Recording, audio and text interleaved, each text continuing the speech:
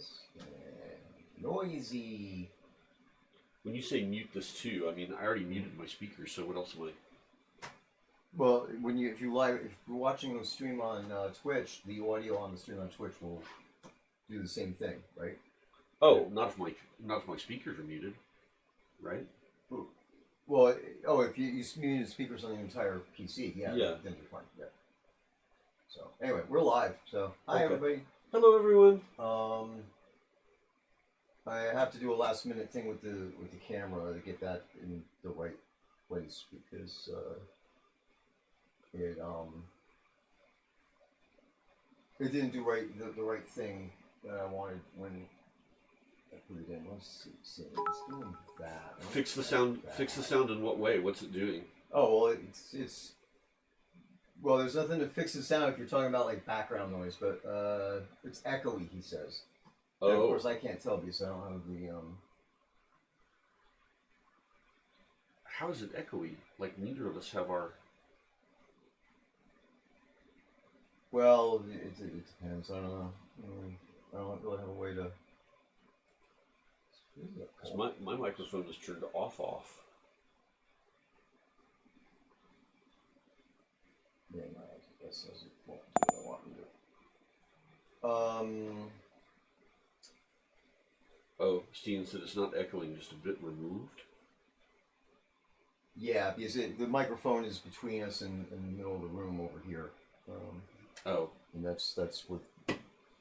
It's like what they were saying at the meeting the other day. That you can tell that we're in a room. Talking with our backs to the camera, backs to the microphone, basically. So. Yeah, exactly. Yeah, here. Actually, you know what? Let me do this. Usually, I have another thing set up at the for the camera, but it's not doing what I want to do in this setup. So we will just see. So this time around, we're doing a live stream here from Scottie's house. So this way you guys get to see a little bit of Scottie's office. Anybody who's watched our work streams before, you're somewhat familiar with this. Spitball fight. Nah, it's okay, thanks. But yeah, so yeah, hi, I'm back there.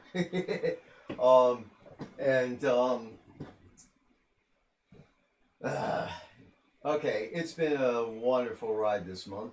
Let me see, I'm going to bring us back down a little bit. I don't think we need to be that big. And then I'll kind of start the thing up. Up. Alright, so I got sick yet again this month, so yay sickness. Super fun. Yeah. So live stream is delayed, and obviously I'm late on delivering the ultra rares. As you guys know, the ultra rares are made. It's not like that they're not there or anything. The doll cabinet, I want to get that fixed and working properly. We could have delivered the dolls, and then so we're holding back the cabinets for a second, but it's one of those 6.5 dozen things. So I'd rather get the cabinets working correctly in case I have to change something about the way the dolls work that would cause us to have to redo the dolls. So because there's functionality involved, and that type of thing. So assuming you guys can hear me,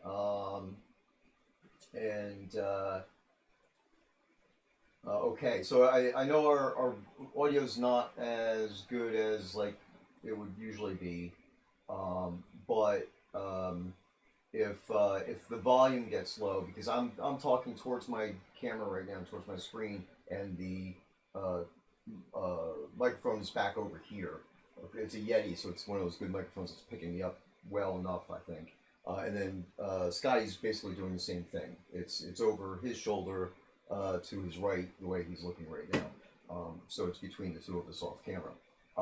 So if either one of us is too low, just say something, and then we'll be a little bit more louder. Loud as hell anyway, so it should be fine. Yeah, I am feeling better now. It was weird. Actually, I was telling Scotty about it this afternoon that I just out of nowhere all of a sudden started to feel dizzy and tired, really tired and dizzy, and it lasted for a few days, and then some lethargy, as it were, and then it just went away. No like no cold symptoms, no nothing else, whatever. And then my girlfriend actually, the day after my dizziness went away, she had it for 24 hours.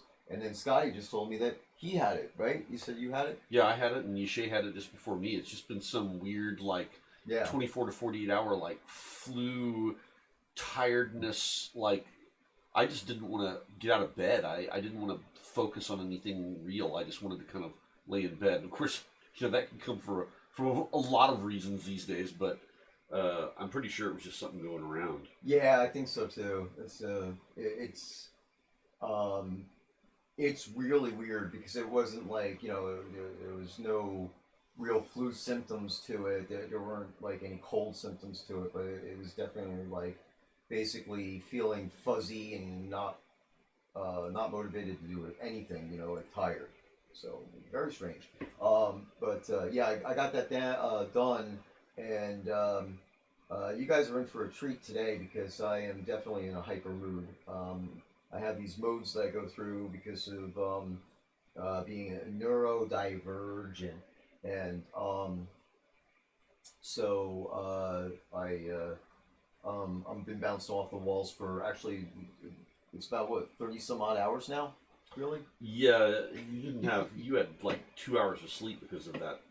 Yeah. That VPN crash thing. Right. It's so it's funny because it began yesterday. Or no, well, I guess technically the day before yesterday, right?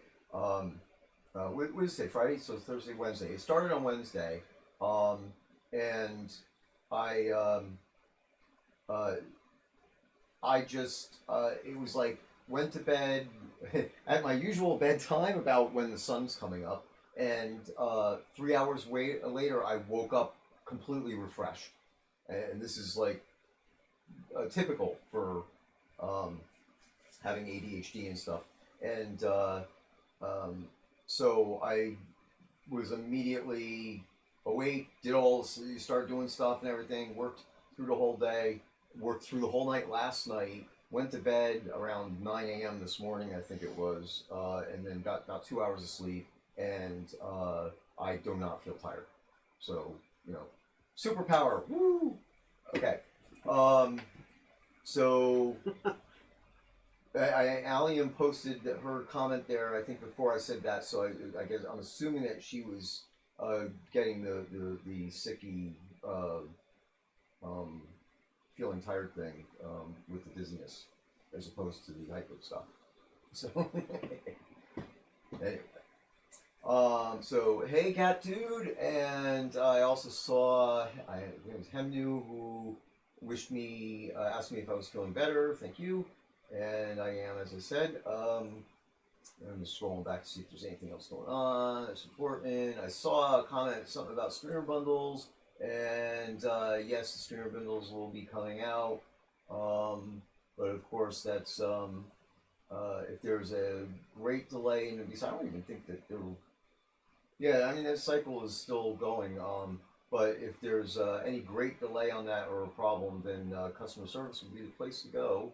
But they will be delivered. Of course, we're in holiday season, so there's delays and stuff like that as far as that's concerned. And yes, of course, the elephant in the room, as I already mentioned, is the the ultra rare dolls and the doll cases or doll cabinets, actually. And they will be coming out as soon as I get them.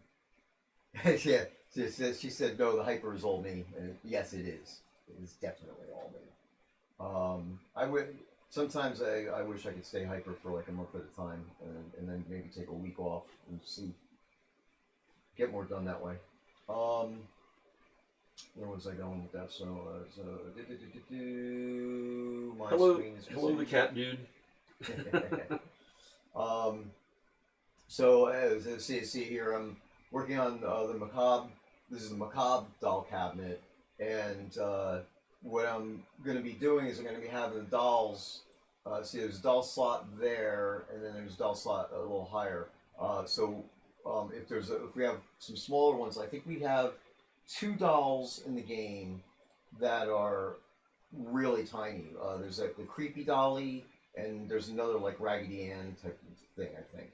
And those 2 are gonna have kind of like maybe like a toughened pillow or a box or something to raise them up so they're more in the center of view, so they're not like down in the bottom of the cabinet with a big empty cabinet above it. So and this will the intention, so far it looks like everything that I'm trying to do technically is going to work. You'll be able to grab a light and add it to the cabinet, which will turn on the light in the cabinet. But the cabinet itself won't be marked as a light. So that's, this is going to be a point light, so it's not going to be expensive or anything like that. As far as performance is concerned. But I felt that, especially these cabinets, since they're sealed, you can't really get into them. There needs to be something built in there because unless you place them exactly in the right lighting in the game, you can't really see the item that you're displaying very well. So, but the Macabre cabinet will have forced accessories that will make it more macabre. So like spiders and blood and cobwebs and things like that. So each doll will have its own little thing that goes well with the doll's idiom. So anyway, it's not being ignored. It's being worked on. I am balancing between a number of things. Scottie mentioned something about a VPN deal. I will go right into that. Actually, you know what? I'm going to pause for a second to say this is. Oh, wait, I can't cover that up. Our cameras go right. So this is Shrouded the Avatar, free-to-play online multiplayer game, and we have about 400. I'm trying to multitask a little bit. We have about 400 zones to explore, plus player-owned towns and dungeons, player dungeons, and things along those lines as well. So the game is absolutely huge. If you were to try to explore all the entire game, it would definitely take a whole heck of a long time. And we are not done. We are going to keep going. We got a lot more stuff planned. We actually do have a plan for all the episodes as far as plot lines and all that stuff going. The episodic stuff is of course quest based, right? Storyline based. So we have the storyline that goes all the way out to episode 5, Sanyo is working on new scenes for the content to finish up episode 2, and we will be overlapping as we finish up episode 2. We will be overlapping and doing working on episode 3 as well. Hopefully, well, I shouldn't say hopefully, definitively, the timeline for the episodes should not be anywhere near. Has it been 8 years? I think since episode 1 came out. Oh my god, that I don't know. It's been longer than that, I think. Well, yeah, I mean, I guess technically the official release was March of 2018, so you'd have to say, what was that, 5 years? No, 7 years. Yeah, so yeah, it's been that long. Yep, yeah. So there's Oh, since episode 1 shipped. Yeah. Oh, okay, I see. Yeah. I see. I thought you meant since we started it. Yeah, no. I mean, yeah, technically it started middle of 2012, right? Yeah. So, I didn't get involved until 2015. Didn't get onto the team until the end of 2019. But was definitely present and helping out as much as I could. Yeah, so the originators of the game had promised 5 episodes of storyline, and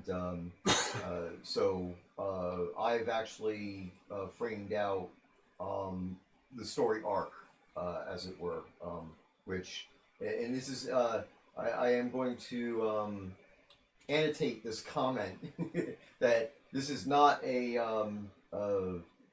commentary in any negative way towards Ultima or anything like that, because of course, I'm a big Ultima fan, playing it since Ultima 3, but all the Ultimas, and I had a conversation about this with Cat Dude, about, I guess, I don't know, a year ago, right, or so, that Ultima is episodic and it never really had an arcing storyline. There's some inference and returning, bad guys and things like that, but nothing really. Yeah, exactly. Last Halloween. So nothing really where there's a full blown story arc that culminates. Now, I will say that back in the day, in the '80s, late, obviously, very late '70s and all through the '80s, when Ultima was the king of the roost, right? They were the top selling game and everything, top of the pile for that decade, and beyond actually. But there, the idea of having a massive story arc wasn't really out there, and I'm using this comparative to TV. Exactly right. And Cat Dude is saying is the story arc in quotes of Ultima is largely fan canon creation, and it's true because it basically the way, and I think this is pretty intended that Richard Lord British left gaps in there purposely, so that way it was more like a Dungeons and Dragons game where most of the story is going on in your head, So, everybody's, you can talk to everybody, there's all sorts of side quests, all sorts of things going on, but the overarching big thing is each game had its one big goal, and then there was some light linking together, like Mondane, and then the Enchantress, and then the third game came and said, well, who is this, who is this enemy? And it's like, well, hey, oh, good, Mundane and Enchantress. Well, we'll just say that they were a thing, and they had a kid. There you go. So it was kind of, a little bit. Some of it was from the origin side, and most of it was just left out there for everybody to kind of piece together on their own. So point being is that in the mid '90s, somewhere in there, I think. And I'm being blurry. I don't remember the exact stuff, and this could be a debate that could go on for a year about like what television show first started doing this. How did it start creeping into our culture of having more complex storylines, right? So from my aspect of things, back in those days, all the games were, standalone. Like I said, we'll call it episodic based on the way Ultima tied it all together. But in television, it's Gilligan's Island. I think Brady Bunch, Gilligan's Island. Everybody knows. It's like in cartoons, it's even more extreme where you can have a cartoon and a character loses an arm today, and then tomorrow the arm's back, and it's kind of like that with like the Gilligan's Island type of effect. The characters always stay the same, and it goes the formula as it was, right? So as we got more into the '90s, I think somewhere between, apart from Star Trek, the Star Trek kind of had a plan, right? What was that? There was a TV show, and I honestly don't remember what this is, but there was a TV show where they actually, was it Babylon 5? Where they did what? They announced when we're going to do this show, and it's going to come out, and we've already written everything.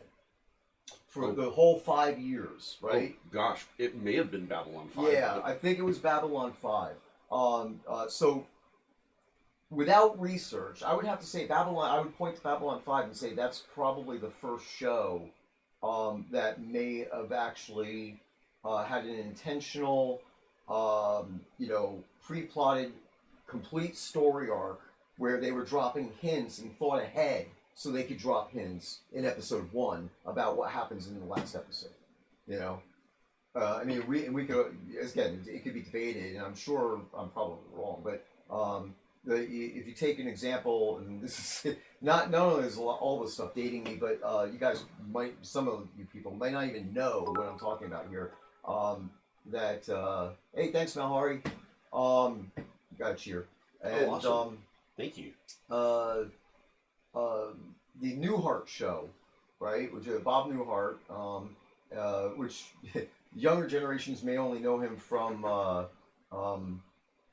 more recent appearances on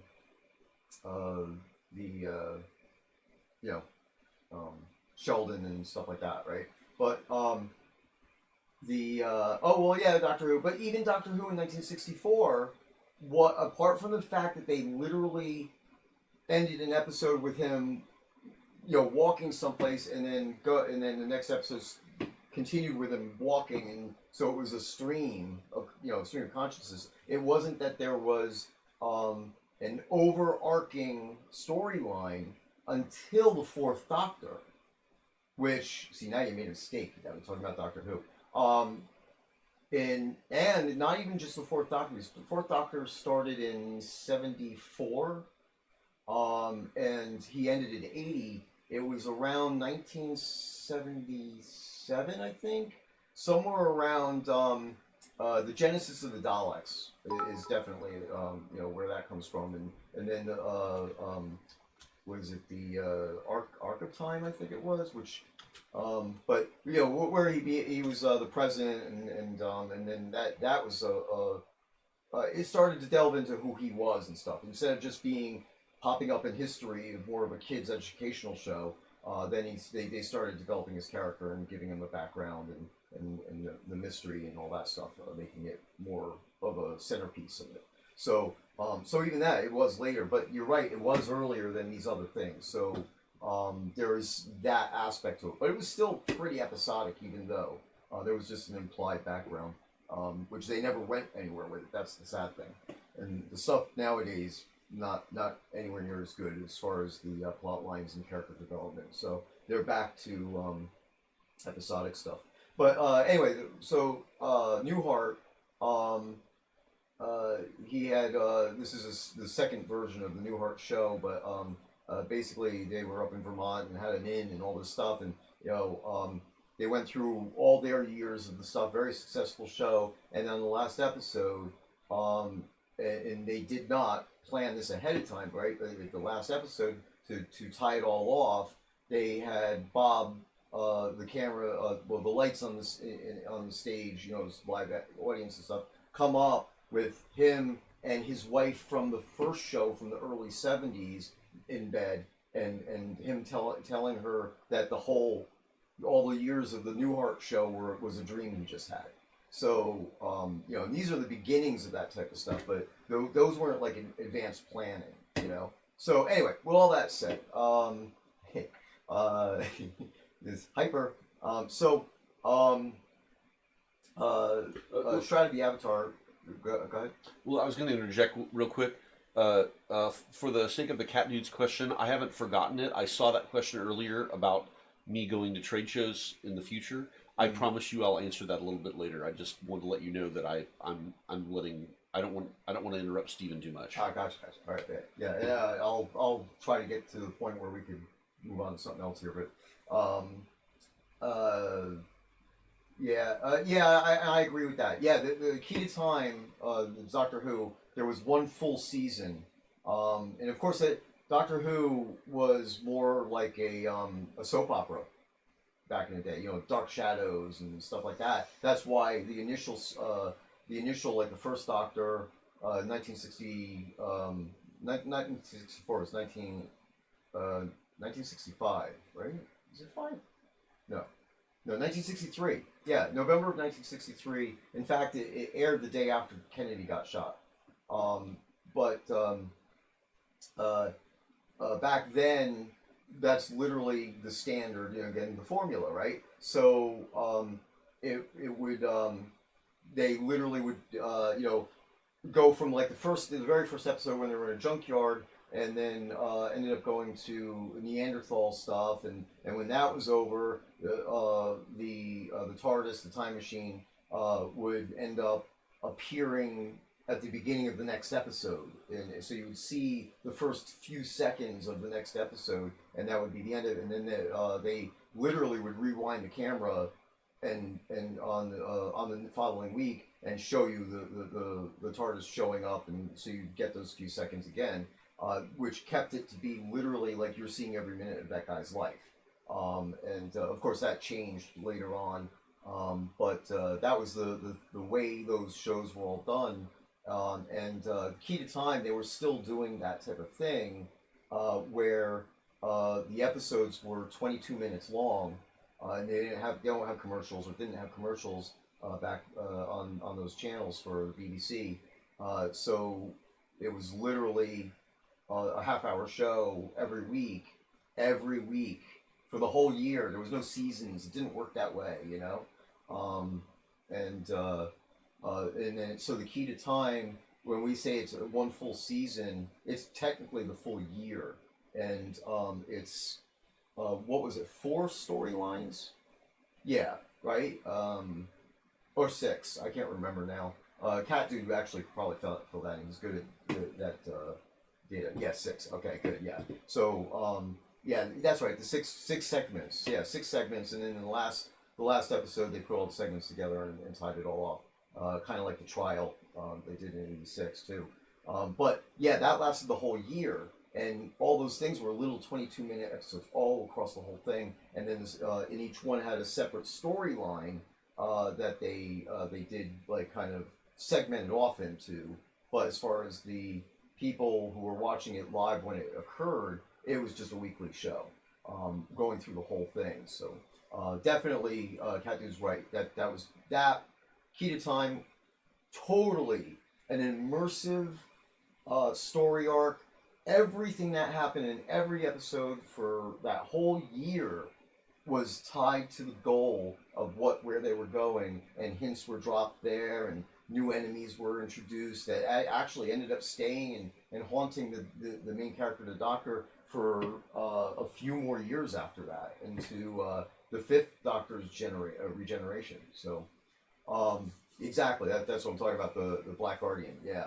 And even that, the Black Guardian's actors changed, right? Because initially he had the thing with, I think it was a raven or something on his head, and then they changed it, or vice versa. But so Shroud of the Avatar is a little bit different than the original Ultimas. And all that, that's where we're going there. The original Ultimas, and again, no way this is a negative, because that's just the way it was. That's why I went down the whole path. And Richard and I have had extensive conversations about this. So yeah, I mean, Ultima has a lore, a universe that it lives in, and there's all sorts of implications of whatever's going on around you. If you're playing Ultima 5, and your characters already know about all the and the people in the world of it know about everything that happened in Ultima 4, 3, 2, 1, etc. But it's not like there's a main bad guy or some kind of a thing apart from virtues, right? Whole aspect of order versus chaos has been the main aspect of Ultima from not from the beginning, from Ultima 4 on, right? And so we. Shroud of the Avatar's episode 1 is along those same classic lines, that the folks in New Britannia, which is Britannia, which is Caesarea, it's the same place, have I have to say, yet again, casts the virtues aside. So you as the avatar have to come in and help right the wrongs, get them back on the path of virtue and stuff along those lines. So episode one is that episode. I'm not gonna go over the actual plot line. So sorry. Episode two will kind of transition along something along those lines I can't really talk about. But once we get to the end of episode two, then, and I've already dropped hints about this, that something wicked this way comes. So stay tuned. Episode 3, 4, and 5 are an arc. So 2 is basically our migration from 1 to 3, and once you get into episode 3, you will be actually involved in a storyline that will tie everything together. So, and I say that with underlying purpose. But so, with all that said, yes. So we are obviously actively working on that. And as I said last month, and this stream is obviously very much like last month's stream, where it's just off the cuff. But last month I gave some hints and insight into where we're heading in 2026. So right now, what I am doing, I have things on my plate, a lot of things on my plate, but the main things on my plate are obviously the doll cabinets. That's the first thing I'm working on now. And then I have the very next one is the specifically the fire elementals for the player dungeon rooms that have lava in them. And then from there will be more spawns introduced as well for, because we saw that goal. Every player dungeon room, even hallways, will have some version of a spawned version of some kind. Hallways might, literally be like, I'd love to do random. I don't know if I'm there yet though. Let's say like just a slime or something in a hallway. I mean, it's not going to be. So this way allows you to kind of make up some roll a random. And again, don't take this as a mechanic. I'm just saying, like, if you're playing Dungeons and Dragons or something like that, then when you go from room to room in a dungeon, there's a chance that you'll run into something that's wandering around. So why not have that in our player dungeon? So basically, in the hallway pieces, we'll have versions of the hallway pieces that will have some a spawn. And what I'm going to need to do before I get there is finish, or well, I can't even say finish. I haven't started it. Develop a change to the methodology that players activate the spawns now. Right now, there's a pedestal that you put a statue on that represents the spawn that's in that room, which is kind of a good hint to somebody who's coming into the room. They can look over there and say, "Oh, okay, this is going to be elves. Okay, this is going to be liches or whatever," and gives them that idea, which may or may not be a good idea. Maybe you don't want them to know. But what I want to do is I want to change this up a little bit, and in the newer rooms, maybe the pedestal won't be there. It'll be more like this technology that we use for like the doll cabinets and stuff like that, where there'll be something in the room where you'll click on it and then you'll drop the statue into it, so it won't be visible in the game. But you'll have like a control panel, It wouldn't be computer arch. That would actually be kind of cool. Not specifically the arch, and not to go into that thing, but wouldn't it be cool if you were able to go when you're in creative mode, right, in decoration mode, in your player dungeon, and because it knows which room you're in. So if you like type something in chat as a local a specific command or something, that it then brings up the UI. So that way there would have to be a button or something to interact with in the game. You know what I'm saying? That would actually be pretty cool. So an idea. Don't know if I'm going to be able to do it or not, but so that's where I'd like to be able to get to. So that way in the hallways, I don't want to have pedestals in the hallways that are spawnable because it just gives away and they get in the way and it's just stupid. So I'd rather have maybe a standardized thing where maybe the crossed hammers become more functional that way. But we'll have to see. These crossed hammers are tied to the room, so but it's tied to the room that you're already in. So you'd have to be able to. But we'll figure that out. Get that. So Jira that. No. Okay. So let's see. I see stuff going on in chat here. I want to just make sure I don't get far behind like last month. Okay. Okay, so Hemnu is asking, and this would be a Scotty question maybe. Ravalox, will the other virtues be introduced to the game as well? And I assume we're talking about the anti-virtues, right? I don't know. What other virtues? I don't know. Let me see. Let me see. He said something else here. I just wanted to. Yeah, this is something different. So, Hemnu, give me more detail. And let's see here. The bug. There's something else he said here. The bug I reported where folks could venture out of the Castellito scene. Did you see my update about that? Mainly concerned about the inline pots as you place things in lots outside of the boundaries. Claim them all, blah blah. Fix all these effective zones in the works. So I think I saw Ali mention that governors would always be able to do it. You see, governors and stewards have the ability to slew, so they could get past those things, anything that we do anyway. When you're in slew mode, brick walls are have no collision, so you could just go through everything. So we wouldn't really be able to stop that type of thing in POTs. Now in adventure scenes, granted, Castellitos is a POT, thanks to Allium, that is now fully operational.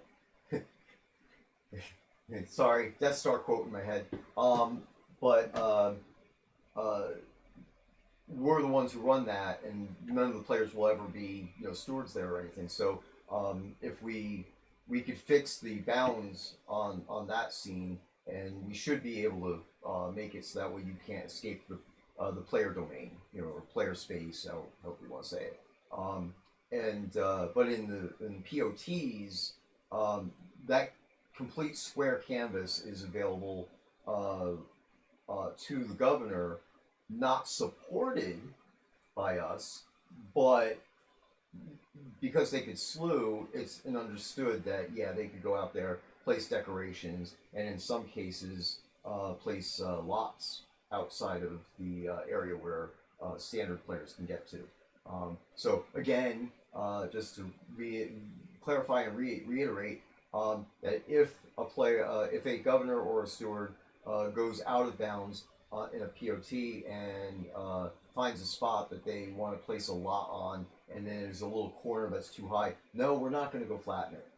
It's not intended for players to do that. But since as cause of a mechanic as far as that's concerned, and as long as it doesn't endanger the stability of the game, then that's how that is. So, all right, let's see. Well, we like that you like finding broken stuff because we like to fix stuff. It just takes a long time to fix some of the stuff. Let's see here. Knight Rider says, would like an ultra rare clockwork dragon statue. Thank you for your consideration. I know, wish listed. You got it, wish listed. Clockwork dragon. Yeah. Yeah, I can imagine something that would be kind of cool with that. So yeah, I mean, that definitely wish listed, and we'll see. We'll discuss it and see what happens. And Okay, so I think this is the answer to the question. We had Quest on Love, Courage, and Truth. How about the? Oh, I see what you're saying. As far as the having dedicated quest lines for each virtue. So, yeah, that could happen. Maybe, maybe not. I don't know. I am not revealing anything. I am sorry. It's just not going to happen. But is there any prize? Well, we're already there. Jeez, what time is it? It's 5:14. Oh, okay. Well, we technically started at like I say 4:30. But yeah, we'll do one. I mean, everybody was patiently waiting, so. If you as you're setting that up, I'll answer. Yeah, go ahead. The cat dude's question. I'll shut up. Yeah, you had asked if I was going to be appearing at any conventions, upcoming conventions, to talk about Shard and things like that. I'm not sure if I had a chance to mention it to folks. I know I did online. Yeah, unfortunately, I'm not going to be doing a lot of traveling recently simply because the tariffs created a situation for Shard Studios where we had to basically put all production on hold. And so it's not possible for us to find any place inside the United States to produce the things that we need to produce for a new product. And so we really can't return. There's no reason for us to return easily, simply because the kind of money that we need to have is not rolling in from that kind of thing. It's more expensive than we can afford to do without having new product to sell.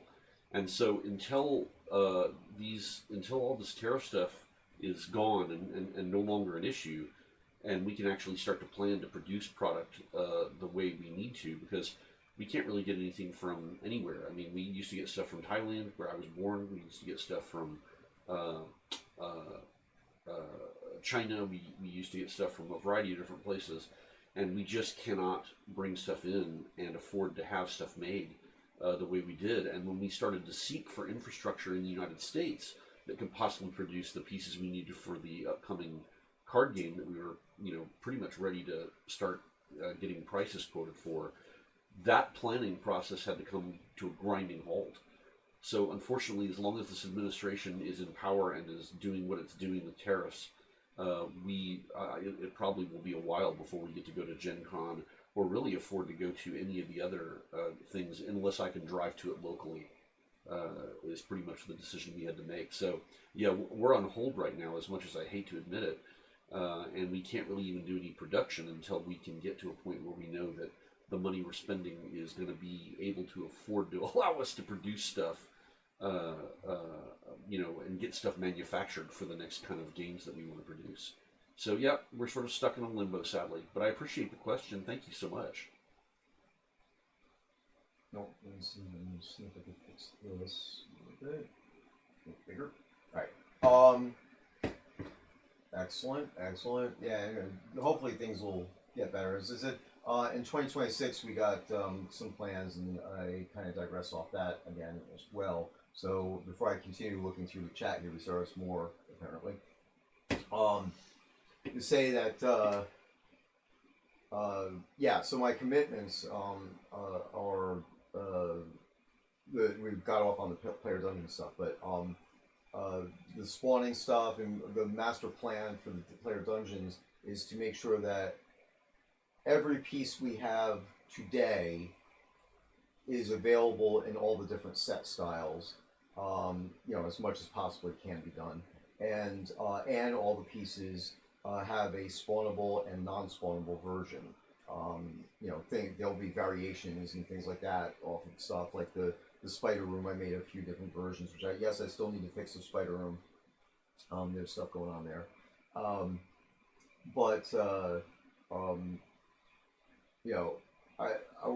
I like being creative, and as I go through those things, I find myself making changes through the different versions of the rooms, so that way they're a little bit more interesting. And that's where I'm heading with trying to get rid of the pedestals, as it were, so that way the dungeons are more immersive, so that way you don't know what's coming. And anyway, so that's a whole project of its own, and that's a long-term project. But the immediate thing is that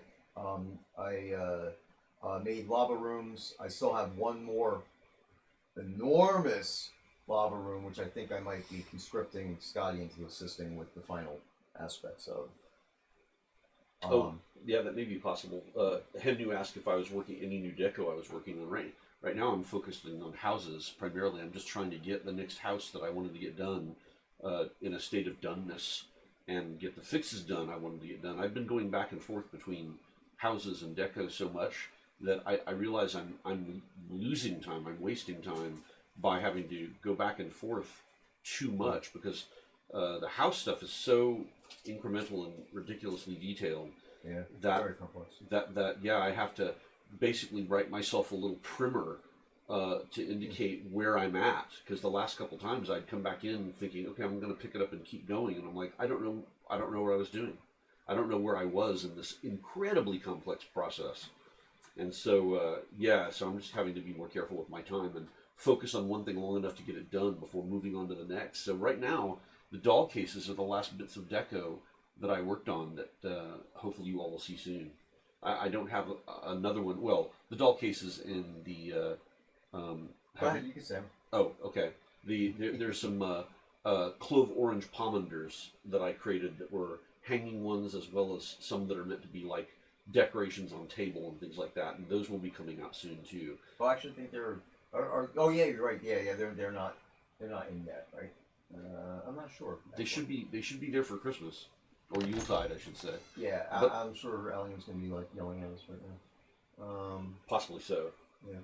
But not to reveal it, but the not knowing if it's actually in the store or not.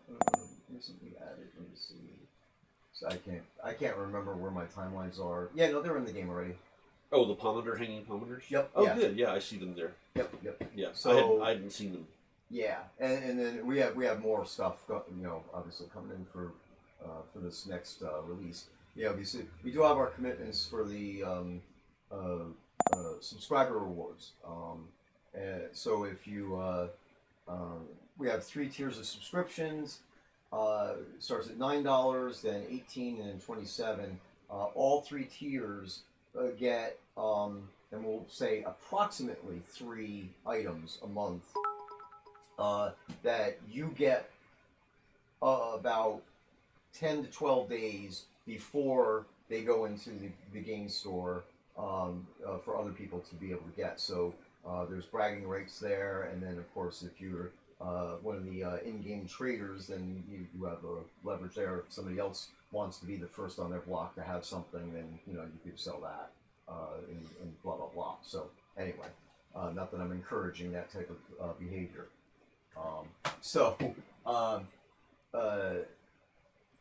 Yeah, on average, we try to do at least like 3 items. But in some cases, we'll do something where there's a set of something, so the value is there, and we have you would kind of have a certain value that would go after, and the average value is, amongst all 3 of the items is about 1,500 kodos. So the $9 subscription gets 900 kodos. So that's literally $1 a kodo. That's without any discounts. You get bigger packs on the website. You get discounts as you get the bigger. So for instance, a 10,750 kodo pack is $100 when it's not on sale. So that's that sliding discount type of thing. So as a subscription, you got $9 a month, 900 kodos. So if you're planning on getting kodos at all, then it's worth it because it's $9. You get the kodos already. You haven't lost anything. Then you also get approximately 1,500 kodos worth of items, which we call subscriber rewards. You have to log into the game to get them. They are login rewards, but as a subscriber, you get the regular login reward, and then you get the subscribers login reward, which is those bonus type of thing.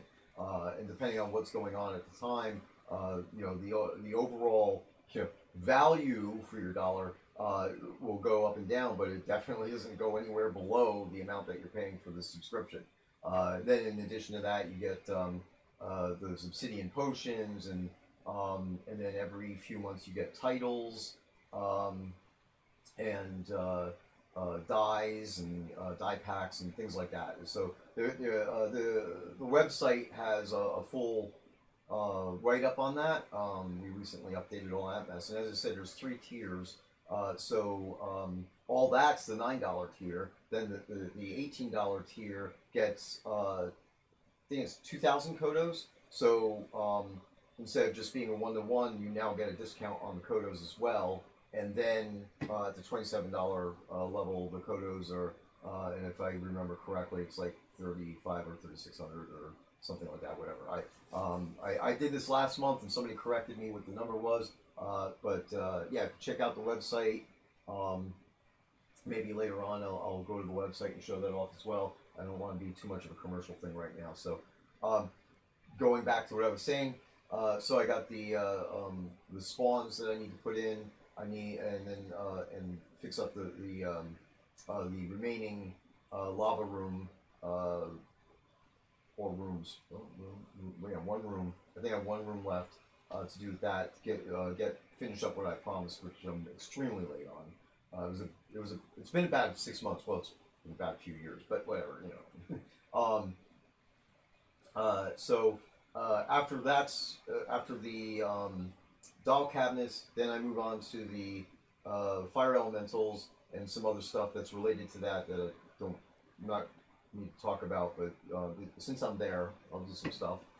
And then I have the well, and the well being a dungeon, a new adventure dungeon. And that one is pretty much near being complete, actually. And I need to get some new mobs. So at least one of the mobs is a revisited mob that used to be in the game that's no longer in the game, but is coming back to the game. And then I got some new mobs that are going into the game as well. So if I can get all that going, that's so the well, just to give expectations, is kind of like the Red Sash Bandit type of area. It's bigger than that, but it's low level. It's there's this island. Now I'm hearing this voice in my head. There's an island in the North Atlantic. There's an island on Novia called Birch Island, and that's where the well, the 8th level of hell, and then a yet to be named small, like not really even a town, but just a house with maybe some vendors or whatever in it. That's on that island. So there'll be three zones on that in that area there. That's all tied together. So what I wanted to do is the well is going to be more for beginners. It'll be a type of situation where you go into the dungeon and it'll start at pretty easy and then get a little bit harder, but it's not going to go all the way up to one shot kill you type of thing. If you're not an expert in the game yet, and but then so it'll have a pretty easy dungeon on the island, and then on the other side of the island there'll be the 8th level of hell, which the name implies that this is going to be a serious trip. Some of you guys may have been around last year when I demoed what I was doing down there. The floor plan is changing, so it's not when it gets released, it's probably not going to look anywhere near what it did. But there'll be components in there and stuff of what I was aiming for. And the main aspect of it is that there will be 8 levels, and this is a nod to, homage, whatever you want to say, back to Ultima, like in Ultima 4. I think it was was it the Stygian? No, the Stygian was in the other thing. So I forget which dungeon name it was that was the end of the game. That had 8 levels. You had to actually beat the whole dungeon and then answer a question at the bottom of the dungeon. So in the 8th level of hell, that dungeon, it's going to be a similar situation where level 1 is going to be reasonable, And then as you go down each level, the mobs are going to get more difficult. And the theory is that by the time you get down to the 8th level, there will not be a need for there to be a swarm mechanic or a battle royale type of mechanic that we currently have in the game for wave battles. But because you're not gonna survive, no, it will be a challenge. And the thing is that it's real. I'll reveal this. If you're able to get by the stuff that's on the 8th level, there'll be something beyond that. Initially, when it comes out, the beyond that won't be there. But the 8th level of hell is going to be the main or grand, or I don't know how to say this right, but it's like no, the most well-known in game lore, right, in the canon of the game. It'll be the most well-known entrance into something else. So we will leave it there because that's for later. So I need to get the well I promised to have done by the end of this year. So which obviously there's only a couple weeks left, so it's going to be a tough one here. But these are my priorities. I'm doing these first. And in this order. So since I've been all over the place, I will review. Right now I'm doing the dog cabinets. Then I'm doing fire elementals for the lava player dungeon rooms, and finishing up the lava lake room, which is absolutely a lot. The lava lake room, I think I determined, is about half the size of a pot. It's just big. Like that, yeah. It's huge. We are never making a room that big again, by the way. Not a dungeon room. It's just way too big. Then the well and the dreaded, long-awaited Lottie basement that needs to be finished up. In which the Lottie basement and the lava lake room, I'll probably tag Scottie on a little bit to help offload, and so that way I can load balance and keep progress moving forward on some of this stuff. But so those are the things once I get those done. Those are the things I'm currently behind on, and that we're all expected to be completed as far as content for this year. And after I'm done with that, which will obviously put us into 2026, we are going to start working on the upgrade to go to somewhat current Unity. My current plan is to go GA -1. This is a standard in the IT industry. You never go to what we would call the bleeding edge. In other words, geez, I actually just installed some stuff that patches come out, November 15th, and here we are 2 weeks later, 3 weeks later, and you're installing that, but it's not soaked in the real world, in the wild, as we call it. If it hasn't soaked in the wild long enough, then bugs are not revealed that nobody would have thought about. You guys know, anybody who's been around, any of the veteran players know that the longer you play this game, no matter how much testing we do, and obviously we're doing more testing that has been done in the past, but even with all that, within 5 minutes of we putting something out there, even on the QA server, we think it's pretty solid, and here it is, and you come walking up to us with 2 pieces saying, "I broke it." So, which is good. So basically, I break things all the time. Yeah. So basically, what I want to do is stick with the standard that I've done through my whole career. Is that if I'm going to install, whether it be a tool or do whatever, you don't put in the stuff that just came out. So Unity is currently on, I think it's like 6.2. the new generation of Unity. Oh jeez. Okay, sorry, Bella. And I have no sound over here, by the way. So see, this is the setup. I actually had opened up the thing to do it, and I forgot. So let me get over there and do that now.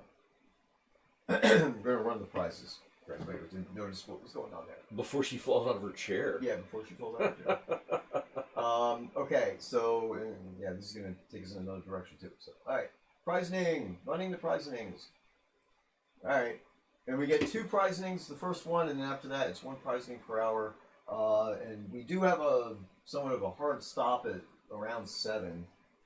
We are going to be going out to dinner with one of our friends down here, Yashay. And so when I guess maybe is he coming over here? Possibly so, Okay. and we can let Dennis LeBay know as well. Oh yeah. If Dennis is around, it's, this might be the only chance. when in Austin, right? So yeah, we pal around with a lot of famous people here. And for those of you who don't know, Dennis LeBay is the artist who did the covers of all the Ultimas. And various other things too, right? Yes. Yeah. Let me finish up what I was saying here. Is that so Unity is currently on 6.2. So I would go to 6, right, if I could. Right now, my target is the last year-based release, which I think was 2023. For some reason, when I was looking stuff up, I only saw 2022 like on their archive site, but it might be me. I might have just missed something. But I saw because I just went into Google and I said Unity 2023, and then expected to come back saying no Unity 6. There's no such thing or something. But it did. It came back and said there's a Unity 2023. All right. I'm running the prize again. Did it pop? Because I don't have noises. When you say pop, what do you mean? Did it show up in? Oh yes, in prize pop. Well, the one set did. Yeah, and then we're doing another one right now. So okay.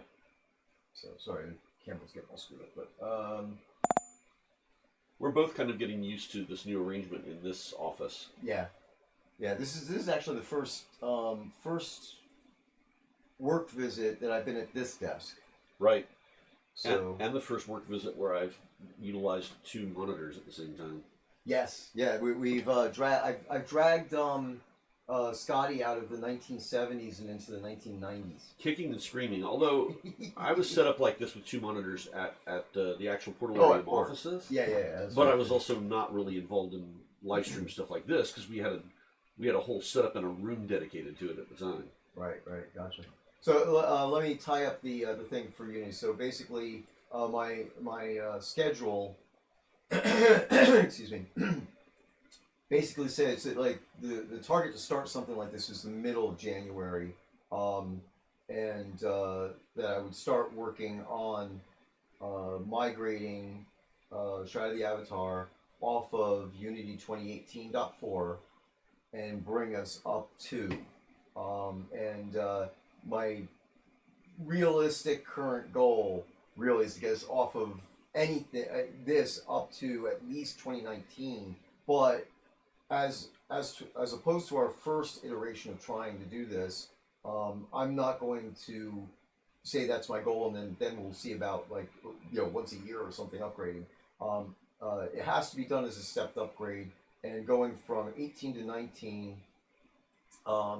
Instead of going from 18 to 20, whatever, let's say 24, 23, just makes a hell of a lot more sense because there's going to be a lot less changes in a stepped upgrade. So once I get us up to 2019, because there's a line, it's not really a line in the sand, it's almost like a brick wall in front of us. And once we get onto the other side of that brick wall and we're on 2019, there's a lot more stuff that's compatible and supported. 2019 isn't technically supported anymore. It's not long-term release. It's end of life. But Unity themselves went back to 2019 and generated a patch for the editor for that exploit that we had a few months ago, right? as opposed to me, where in 2018, literally only, I guess 3 months earlier, my version 2018.4 came out, fourth quarter of 2018 per se, and then 2019 would have been the first quarter of 2019. They patched that editor, but going back to 2018, that was it. So I had to go in there and manually and rebuild our well, not rebuild, but modify our build processes, manually patch our editors, which I don't know why Unity themselves didn't even say, here, you could go do this manually. So, but it wasn't hard to figure out. So I went and did that. So I patched everything I could, and obviously recovered there. So I need to do that first step and then see how bad that was, and then I'm going to keep going. And if everything, it should get easier as I go along. And if that follows suit, then I want to get us up to at least the last year version. And if I can, I will try to get us on 6.0. It should be easier as we go along. Famous last words. Yeah, well, because the reason why, it is true that this technically will be a thing, because like right now we're using software and plugins packages that don't exist anymore, right? Yeah. Which is one of the things that makes it into an issue. So, but 2019 for some reason is that cutoff line. I shouldn't say it. I'm being a little sarcastic here, because URP started in 2019. The ability to dig holes in terrain started in 2019. There's a lot of stuff that literally changed in 2019, and then they improved upon. So if you look at the rendering pipelines, the built-in pipeline, which I believe is the one that we're using now. Well, we're on like a version of the HDRP, but it's customized. So we're like on an HRP type of thing. But they got the built-in pipeline, the Unity or something RP, or is it UR? I think there's 4 letters, but universal rendering pipeline, so it might just be 3. And then there's also the HDR, and then there's another one, right? But nonetheless, the URP we can't use at all because we are before it. 2019 was the beginning of it, and then they also have these other pipelines developed as well. So we'll have more choices, and as soon as we go to 2019, I know I'm being blurry here, but as soon as we go to 2019, that jump or that migration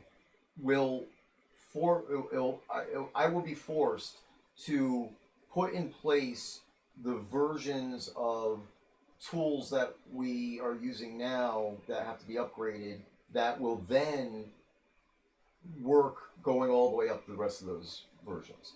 And there's a whole hell of a lot of crap to say just to say that, but that's why it will get easier, and it will. I mean, we might run into some things where some feature sets or whatever. Second prices popped. Oh yeah, I know. It actually did a while ago, but but for the most part, it's these core structure plugins and tools and things that we currently have that either don't exist anymore, or we have to migrate to the newer versions for the newer structures like pipelines. And then once we do that, then it should be just API changes, deprecated or even depreciated functions and commands in the Unity framework. And that's not as bad, actually, as having to go in there and say, hey, you know that whole thing that we have in there that makes our NPCs follow paths? Yeah, it's gone. that would be a serious problem, and I'm just using it as an example. I don't think that's the case. I'm pretty sure the tool that we use for that is still exists. But all right, so prizes. And I still have chat again, so I'm dropping behind on that. this down. I want to make the screen a little bit bigger so I can see what I'm doing. Okay, there we go. All right. So, oh yeah, this is not the All right, this one down.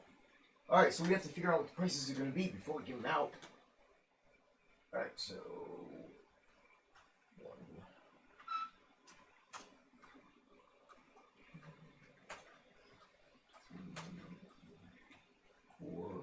4. I did this last month, and I did it last month out of necessity because I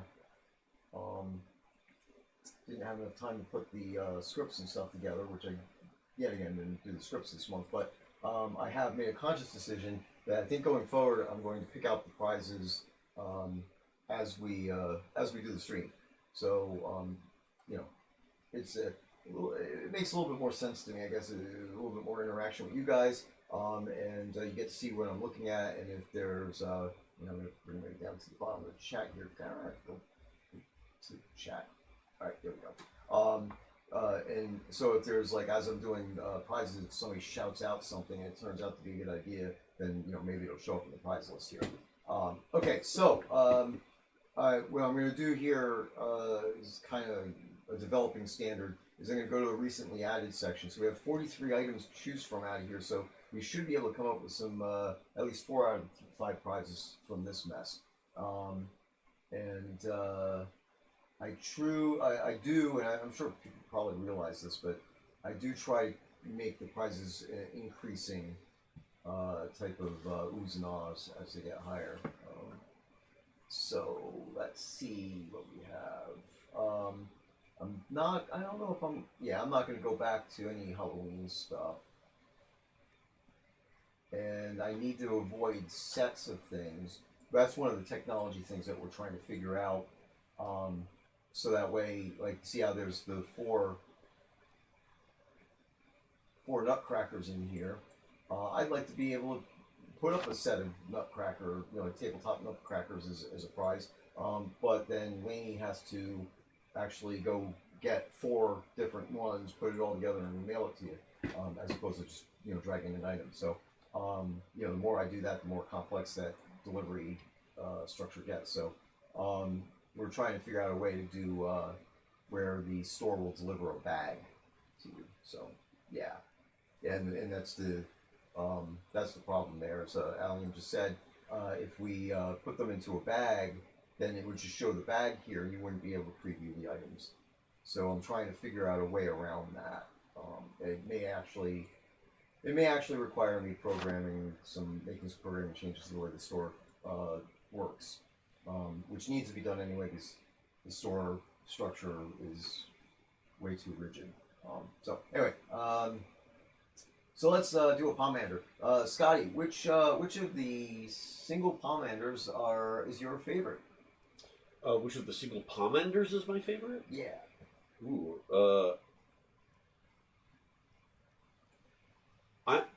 For me, the Book of Truth is always has been one of my favorites. Down below. Allian says the Jingle Bell is hers. Oh, the Jingle Bell? Yeah, she loves the Jingle Bell. Is this no? That's the Book of Truth one. Yeah. And the Jingle Bell is sort of like that's a sort of a generic use one too, as opposed to being specific to any particular one of the 3: truth, love, and courage. Right. Let's stick with that one. Truth or Jingle Bell? The Jingle Bell. Oh, okay. All right, sure. Since I'm trying to figure out, I guess I can't move up and down. I thought I could move up and down around this thing too, but I guess I'm stuck on the 0 point in the center. So the truth one here, I will bring up the Jingle Bell. Where's that one? There it is. All right, so there's the Jingle Bell, and I'll zoom in on these things. See, this is a little bit of a different situation. We're giving more details and talk about things like this. Sadly, yeah, I don't like the way this is set up. I gotta change all this. So these mount to the ceiling. So it comes with a ceiling mount, a ribbon that hangs down, and then Pomander or Pomander, they're both actually acceptable. I believe the Pomander is the English. No, I don't know. What one the two different vowel sounds. One's English and one's American. I've just always heard it referred to as pomander. Yeah. Okay. And then so Pomander might be the English one. Then I can't remember. But they're both acceptable. And so basically, what would happen is this goes back to what the Victorian times or before that. Probably before that. Yeah. So you would take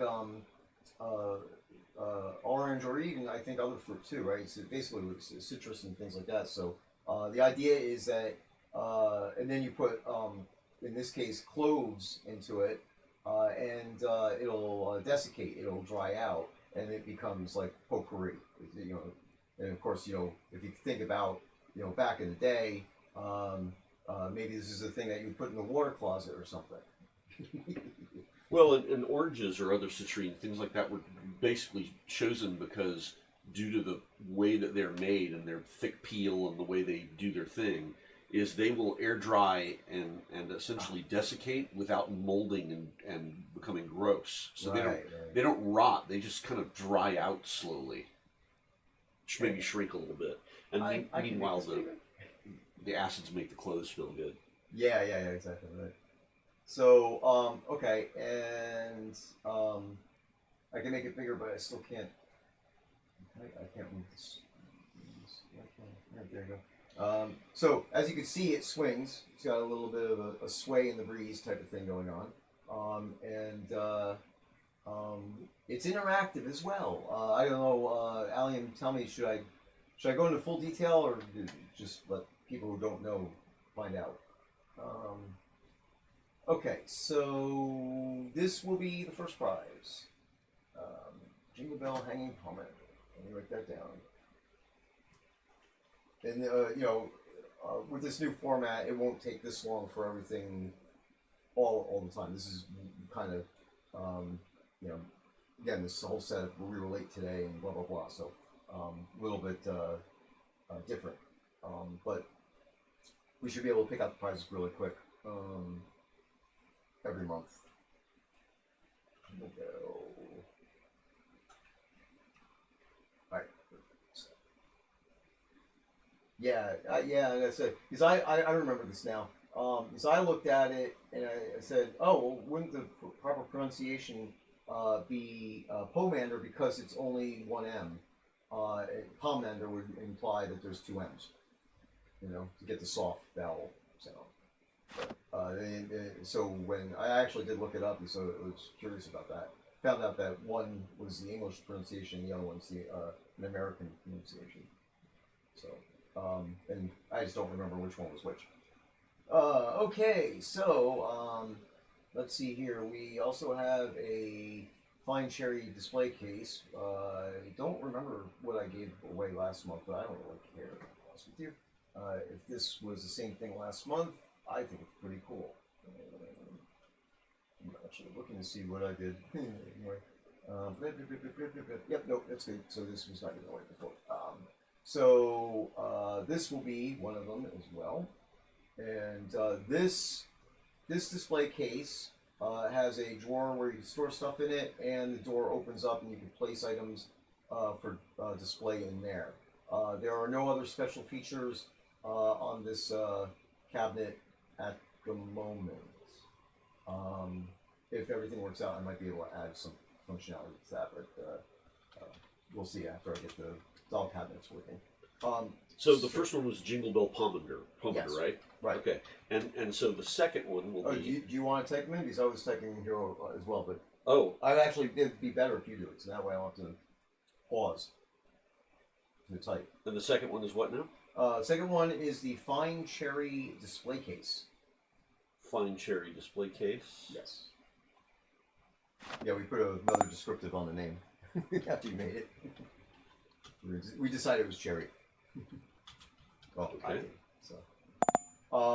Okay, and yeah, that's either the second one or the third one, but let's see what we got.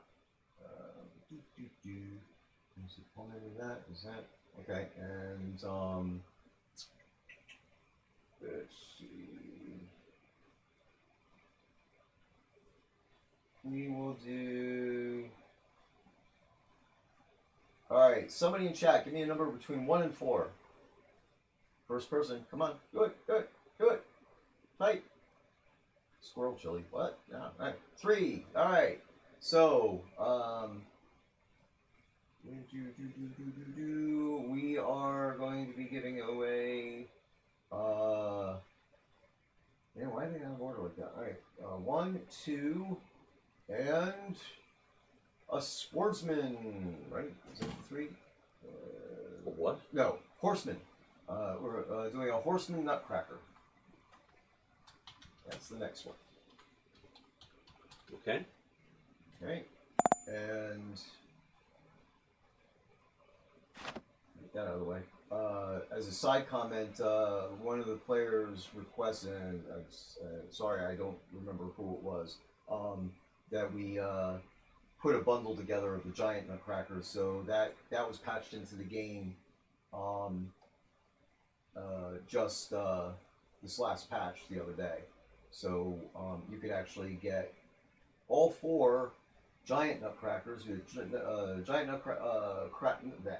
Giant nutcrackers are 1,500 kodos a piece, and you can get the entire set of 4 for 5,000. That's a 1,000 kodo discount.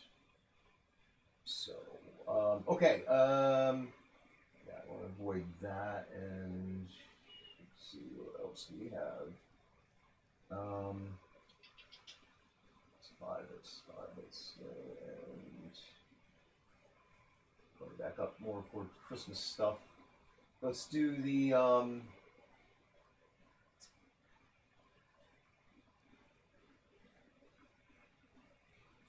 where we go? We go right from that to that. The large, right? Yeah. So Yule Tree 2025. Yule Tree 2025? Yes, sir. And then my my traditional 5th one is a house. So let's go with the houses.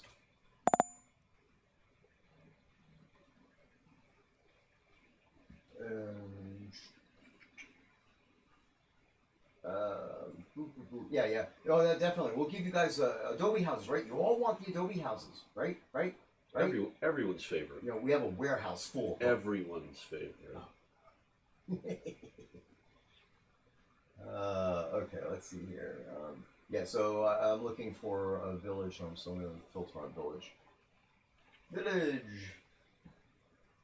See those adobe houses that keep coming up right at the front there. They're like those little puppies at the pound. They want to go home with you. Okay, let's see now. But they secretly hate you. Yeah, no, yeah, absolutely. How about an observatory home? Does that sound good? What is it? Oh, yeah, I see here. All right, look. Yeah, there you go. That's a village home, right? Yeah, yes, it is. So it's the observatory village. The observatory home. Yep. There you go. And the ceiling works. So ceiling. The roof will open up. There's a thing in there to open the roof. But anyway, that's actually a pretty nice one for the size. Okay. All right. So now we can read off the winners. Okay, so let's see. Since I am the cause of delay and everything, I'll read character names. Okay. All right. The first prize is the Jingle Bell Pomander. And that goes to Nedley. Can you guys hear me? Because I'm facing the wrong way. Hold on. Right. Whoop. Put this over here. This way you could maybe hear me. I don't even know if it's because I can't see the volume thing. All right. Yeah. All right. Good. All right. Now maybe I can see what the hell's going on here. Oh. Sorry. 1 second.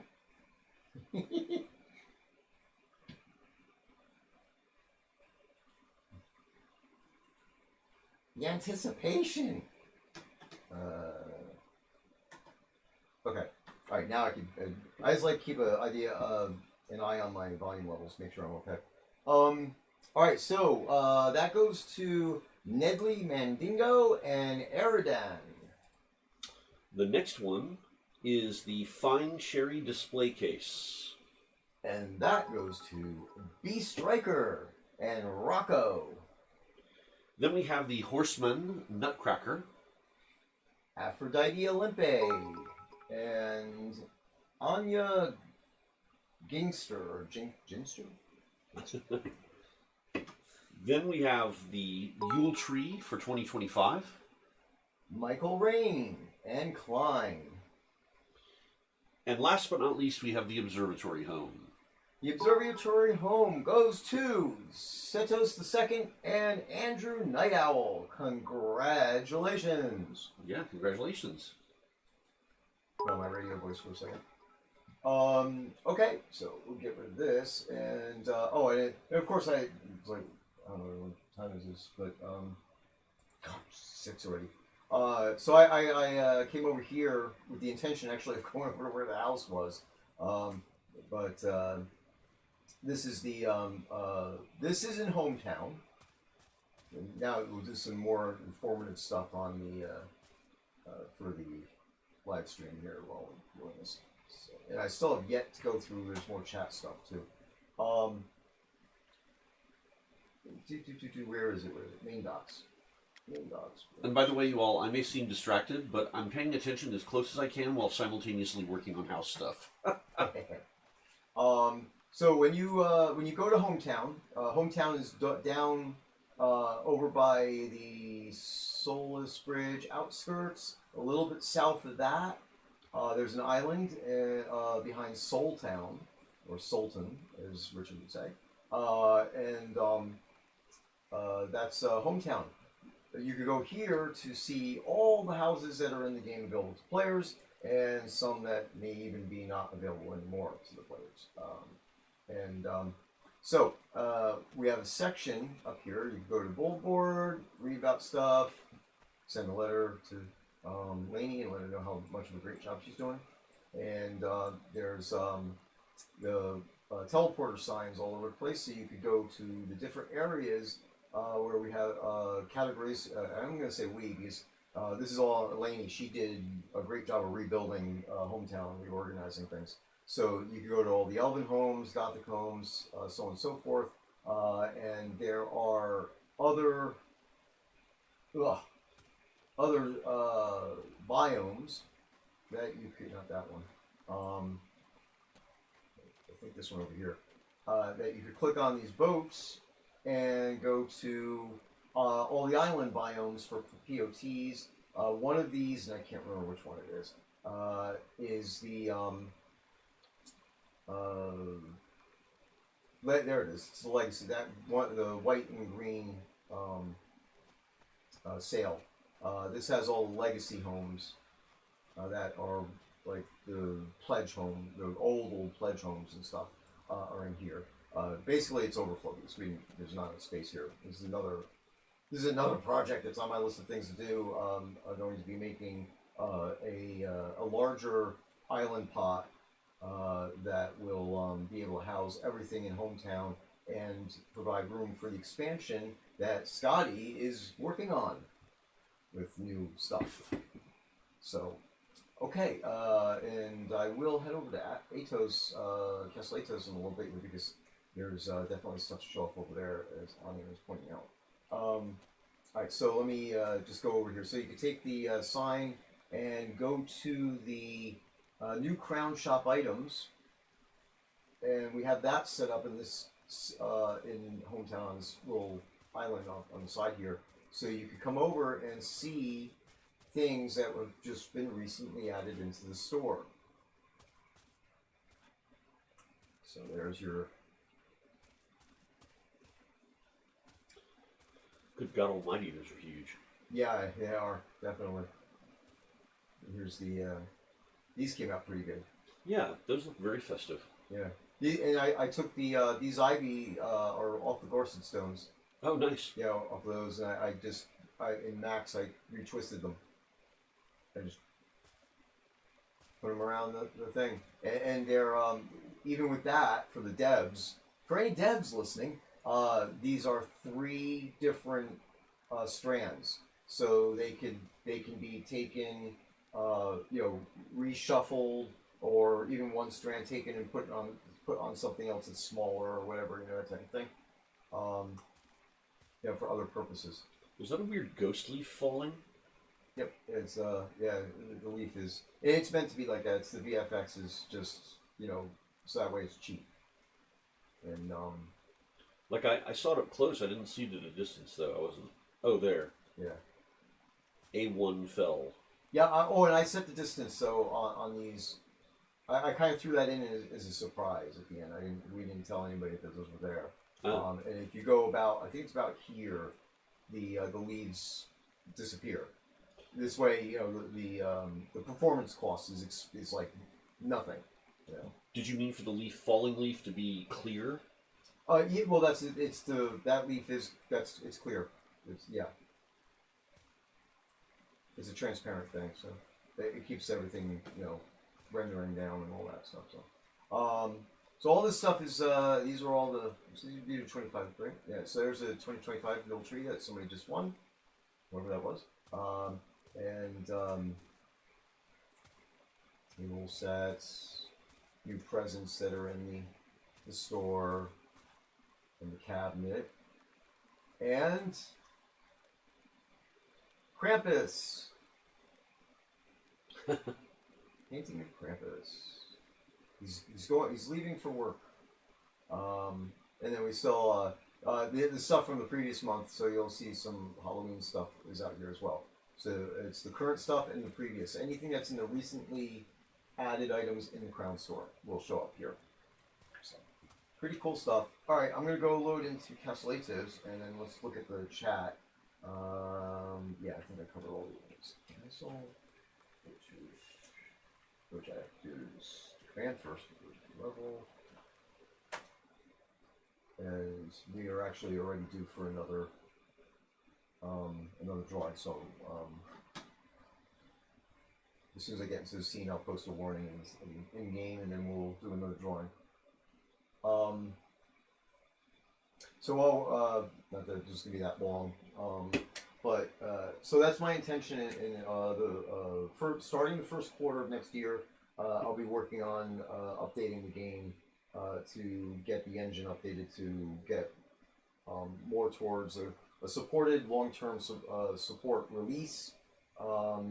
And the worst case scenario is that I get to 2019 and I have to stop there, but at least on 2019 there's a significant change in the technology,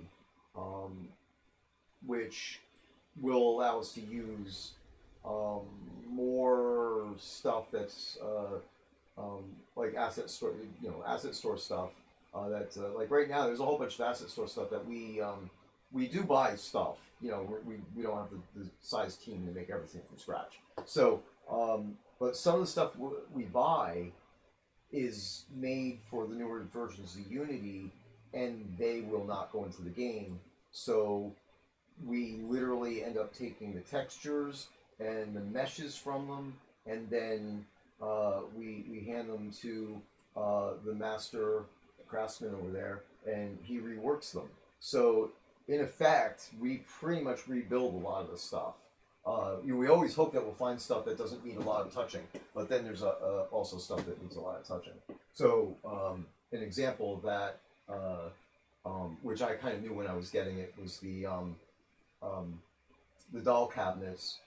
We got an example doll cabinet, which was total garbage. But it was so that way you say, all right, yeah, here's the thing, here's the dimensions. We were able to use that as a model, and then take things in the game and convert them into doll cabinets, which it would be very interesting to know. I don't think we publicly said where those came from, right, Scotty? Where the doll cabinets came from? Yeah, like what you used to make them. Oh. Yeah, the things that you went into the corner of the workshop, smashed with a sledgehammer, and then and then put them back together with love. And Yeah. new things. Well, I mean, it came from. It was inspired by I think I did mention this part at least. It was Yeah, the Annabelle thing. Yeah. yeah, it was inspired by the Annabelle, the cabinet that holds Annabelle. But since that thing looked like it was from like the 70s or early 80s, Huh. I mean, it was one of those cabinets that were like just cheaply made back then and all that kind of stuff. And Plywood. Yeah. yeah, it was whatever, plywood and formica or God knows what was in it. But of course, that was a big no-no. I mean, it just didn't visually match our game at all. But I really like the idea of a beautiful display cabinet. So one of the things I did is I looked at some of the other kind of cabinature, like the stuff that we have, either Gothic stuff or a few other things, and some of the display case or some of the cases for the grandfather clocks, and looking in there and seeing elements that I really enjoyed, but that could be put together and utilized in a bunch of different ways. I went in and just tore those things apart and then rebuilt cabinets out of them, utilizing the similar texture maps and a few of the shapes that I liked and a few other things, and then the rest of it was just basic building blocks. And with those, I was able to create the like 3 or 4 different cabinet versions. Was it 3? 3.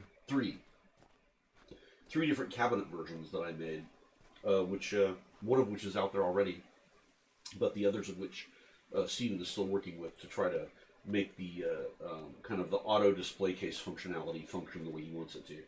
Yeah. So code needs to be rewritten and a few other things need to be done, and that's still being worked out as we speak. That looks like a postcard right there. Look at that. Yeah, that's very pretty. Who put that together? Lainey. Nice. Yeah. Yeah, that's a really nice little... She truly has earned her Deco Diva moniker. Oh, yeah. Yeah, that's very pretty. So hey guys, where's our I know without me being here, I don't know how many people come over to Castellato's for it, but let's see what is our current thing. We're at Mighty. Oh, that's right. I was gonna just send out the text here saying Castle Atos is buff, right? Yeah, buff.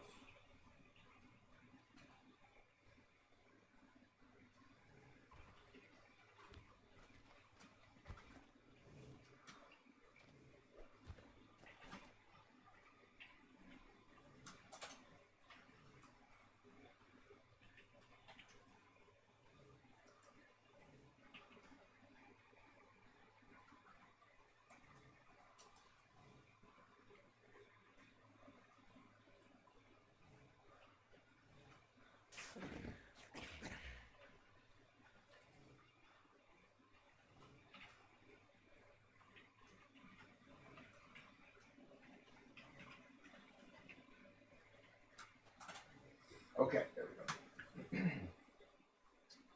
And let's see. Where was I going? Okay, so all right, so we'll be doing the prize drawing in a moment.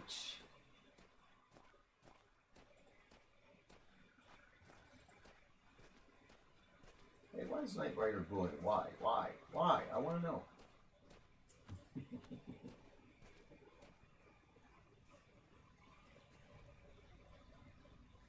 We got this has become a fixture now in Castellato's.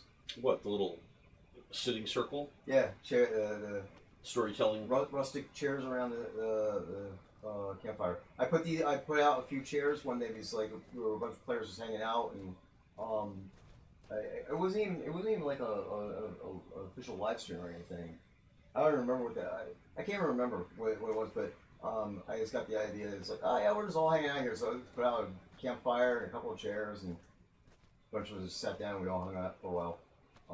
Then we put them away, and players were like, "Hey, where's the campfire? Where's the chairs?" So, well, once I'm able to jump into the scene, once my thing does its update the way it should, I should have done that earlier, but I was foolish.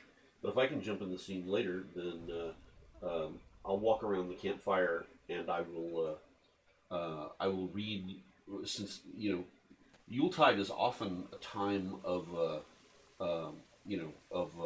in the past, at least in the ancient past, it was a time of scary stories. And that's the reason why, for instance, one of the coolest Christmas stories that that most of us end up seeing is the tale of what happened to Ebenezer Scrooge, right, at Christmas Carol. But the reason why it was so scary is because of the old tradition of telling frightening tales at Christmas time. So what I can do is I can do a short one in the form of and it's one I've read before, which is the Earl King, which is a wonderfully scary, creepy poem that has to do with a father desperately trying to bring their winter sick child back to their fortress.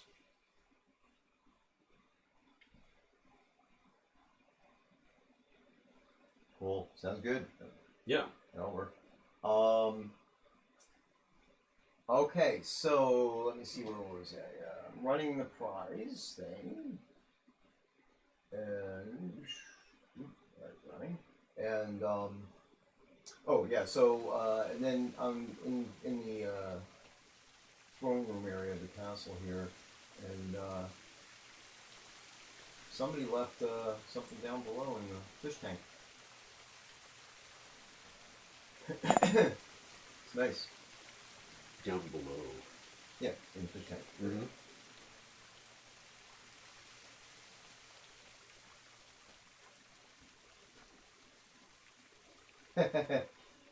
Well, that's not really room tech, but I appreciate your interest. I mean, we do have that. There was that one Lord of the Isle dungeon room, which basically is an aquarium. It has fish swimming. The walls are aquarium walls, like as if you were in an aquarium in real life.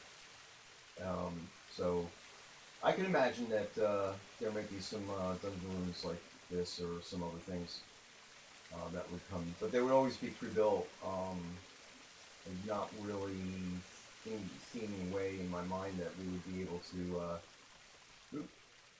set up a modular DIY aquarium kit like that. So yeah, this is beautiful. All right, I like it. There's more, of course, because this is decorated up there, out here. See, it's a real pot now. We can decorate all over the place.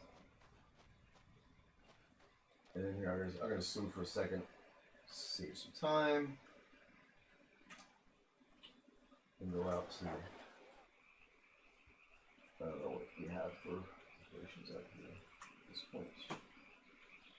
See if anything is changed.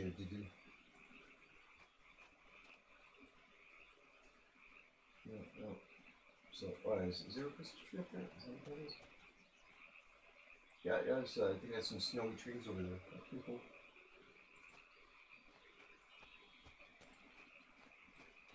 So, this area is a look do not touch. Hemden was saying earlier that he found a bug, and there was a way to get out there, but oh yeah, you shouldn't be getting out there. yeah. If you're getting out there, you're in the bad place.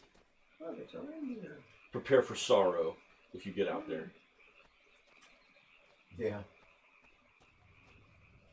So let's see now. All right, I'm gonna. What? Wasn't I still in? I felt like I was just running. Okay.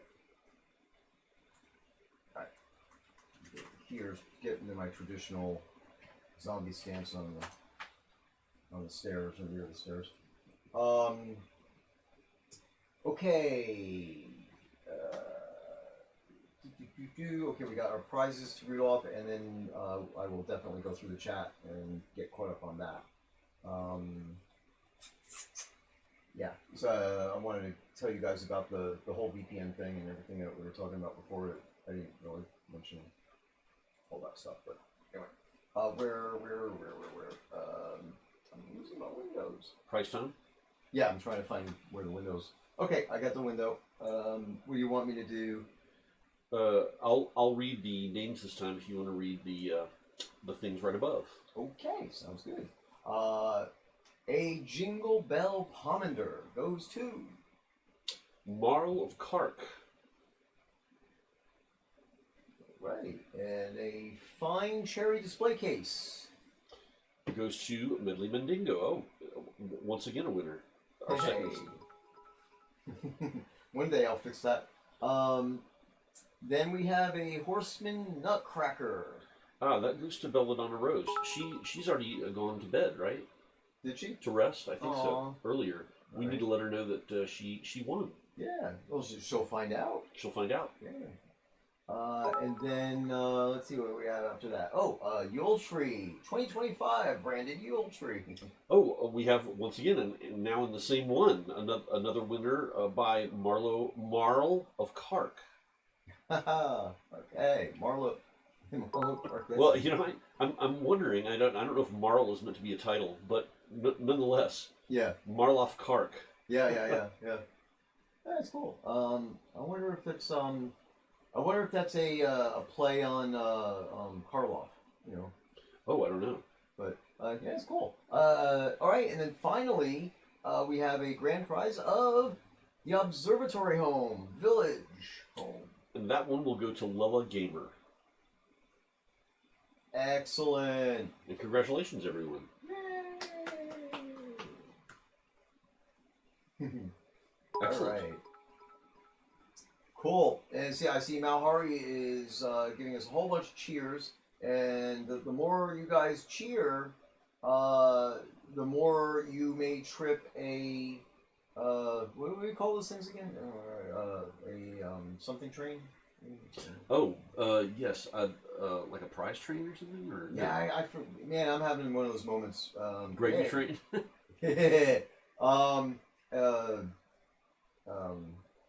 Hype train. Hype train. Yeah, hype train. There we go. So if you trigger a hype train,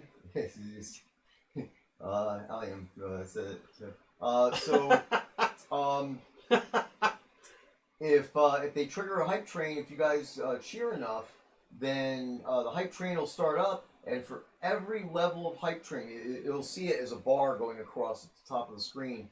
And every time you complete a level, you get up to 5 levels. It adds another prize drawing.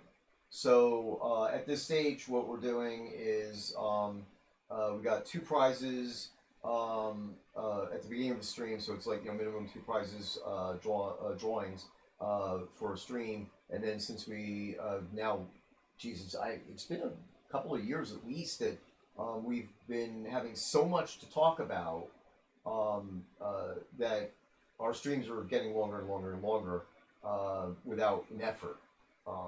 It's not like we're trying hard to find things to talk about. So that's a good thing, a very good thing. So the longer they go, for every hour, the first one we do it. So the stream starts at 4. We draw the prizes around 5 or 5:30 or 5:45 when we remember. And then the next hour completed when if we get up to the point where we know we're going to be on the stream up to like 6 p.m. Then we'll go ahead and do another prize drawing and so on and so forth.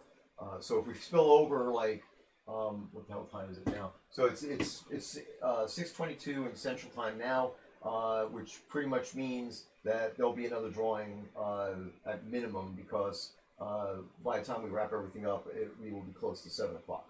But if we went to 7:10 or something like that, then we're not going to do another drawing at that point, right? So, okay.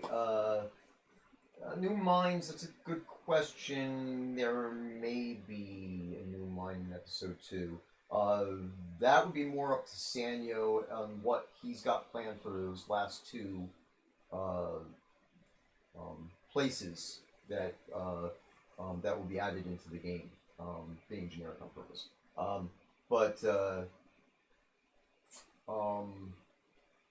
I'm not sure. To be honest with you, I'd have to talk to Keith about that and find out where we are. And I mean, we could definitely build one.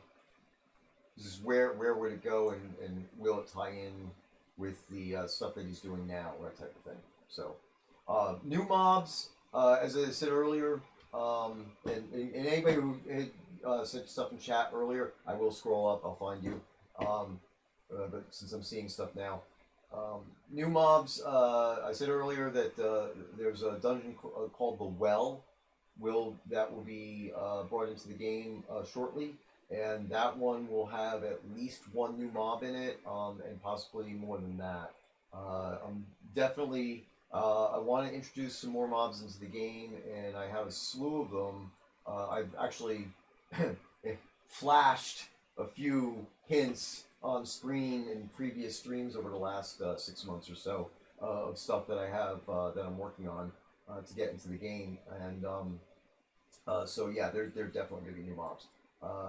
And one of my things I want to do here with these new mobs, as I said, I want there to be mobs that are going to be difficult enough, like as if you're doing the frost giant, not just get it good enough, get your pet in there and just wipe everything out and repeat.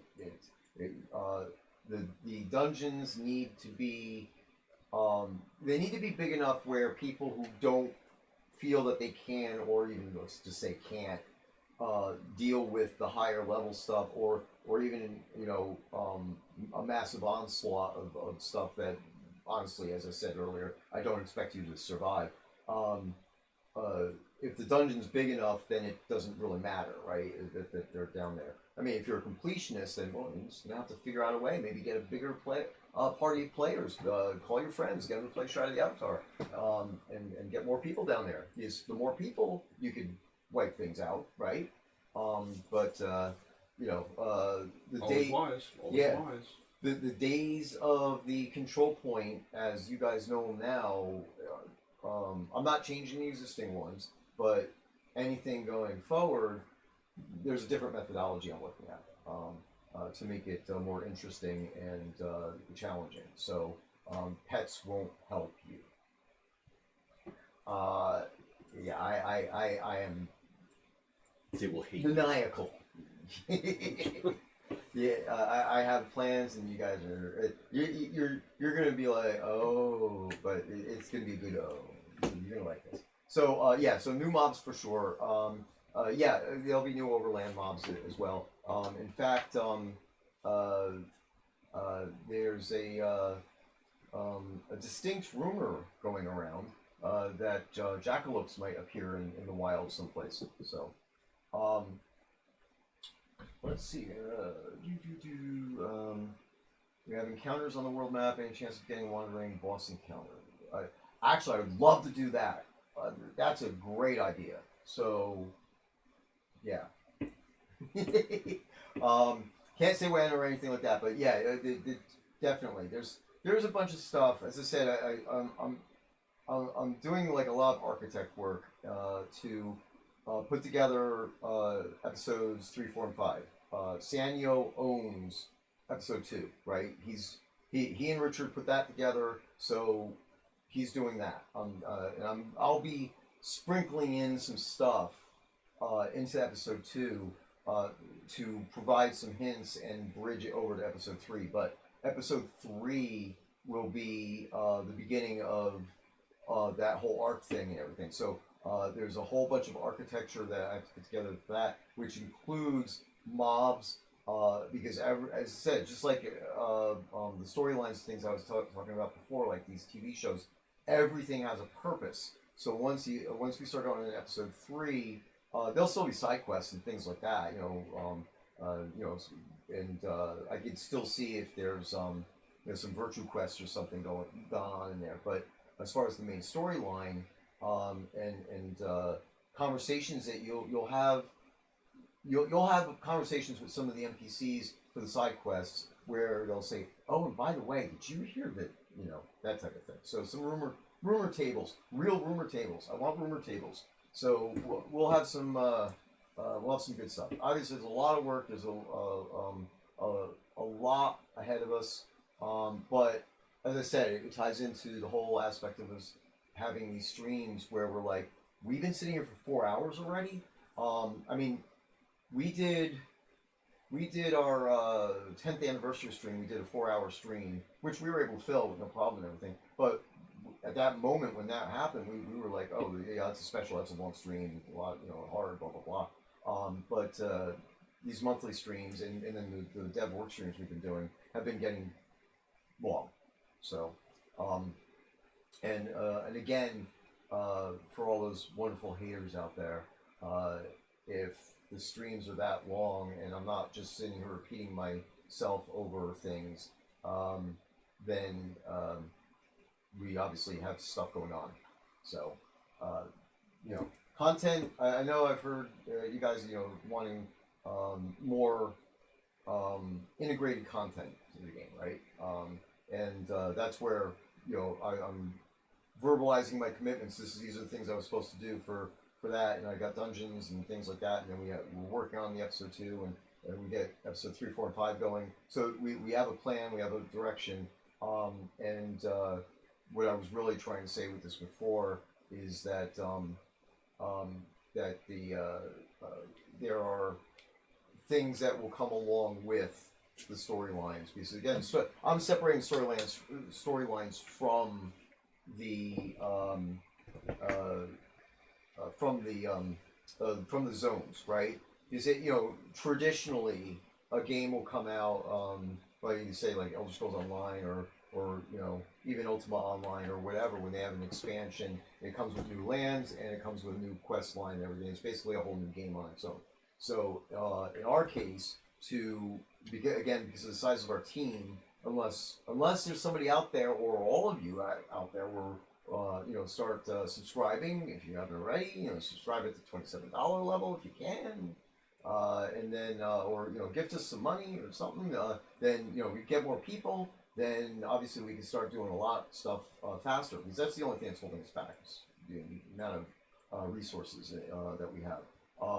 But point being is that by separating out the storylines, and I said this a long time ago actually that I was doing that. So the episodes are definitively storylines, and that was implied in even in the pledges all the way back in the day from the originators of the game. That the episodes, it's episodic questing content. It's the episodic content as far as that's concerned. But that we don't have to necessarily tie lands to that. So the we're obviously adding lands and things along those lines. But as we do the stories can come out quicker than we come out with new continents or maps, or however you want to phrase it. And there will be new continents and maps and things like that. That's the intention, and we will keep moving forward. That obviously, again, this size, slower pace, going to be these. I stressed it even when we still had a few more people on the team than this. When I started managing it, I stressed the quality over the speed and the quality, quality over quantity, and that type of thing.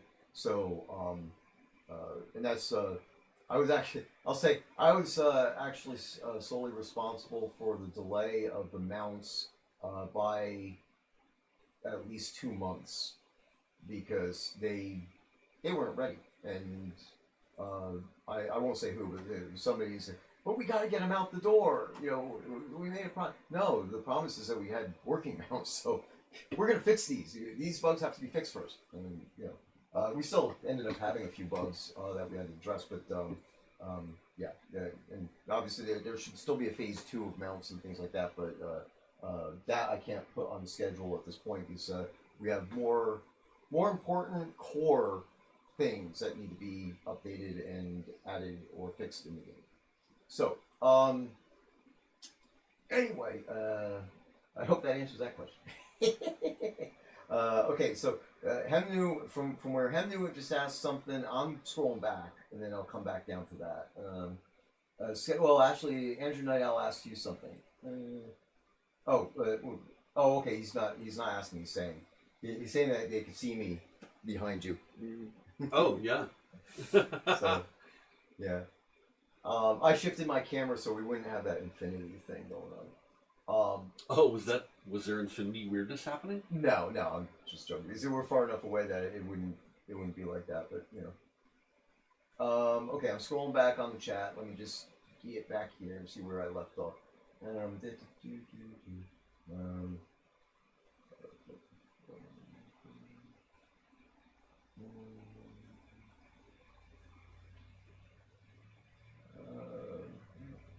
you jumped on me. All right. Belladonna says that next year we need an elf on a shelf.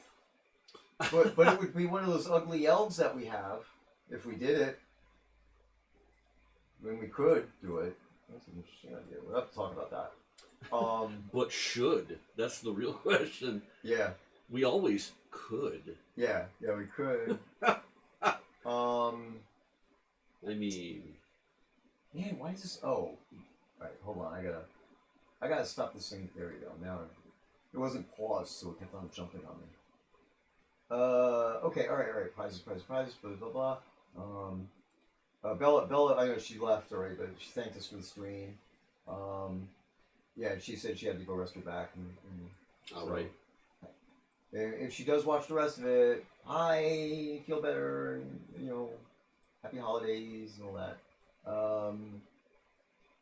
Cat Dude said thank you to Lainey for the Castellatos holiday deco. Let's see what else we got.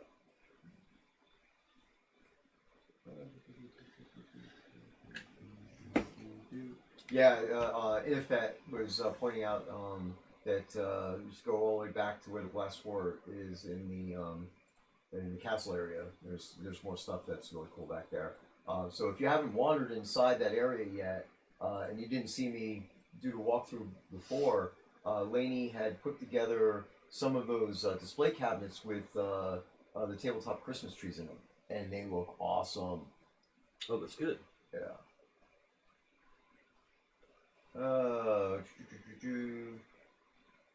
Oh, well, alright, the Cat Dude had said the campfire should be a fire cauldron, like, you know, at my Halloween gatherings. Yeah, he said I put the fire pit out in the driveway.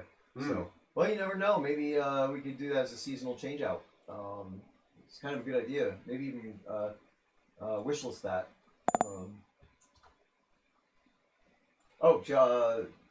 Allium said that she swapped it for a brazier. So there you go. Ah. Cool. Awesome. Yeah, that works. Let's see. Oh, okay, yeah, she did see that. All right. Cool. Good. Well, my patcher is patching very slowly, but I'll still be willing to both read that little poem, that scary poem, and tell like a little scary story, which by the way goes along with the lore behind which I was sort of inspired to create those standing stones. Right. Let me just get done with these three. There's a few people chatting here. Yeah. And then we can do that. All right. So let's see here. Rinaldi says, "Why does Lord Bridges Castle have invasion in its name? Was there ever going to be a non-invasion version?" Well, there is a peaceful version. So I believe that you have to finish the quest, and then I think it goes peaceful at that point. A non-invasion version. Yeah, non-invasion version. Let's see. Henry was asking about encounters on the world map. Any chance of getting wandering boss encounters? Which I saw that and reacted to it, so I could jump all the way down here. So good, we're in pretty good shape then. Ravalox on new continent or content.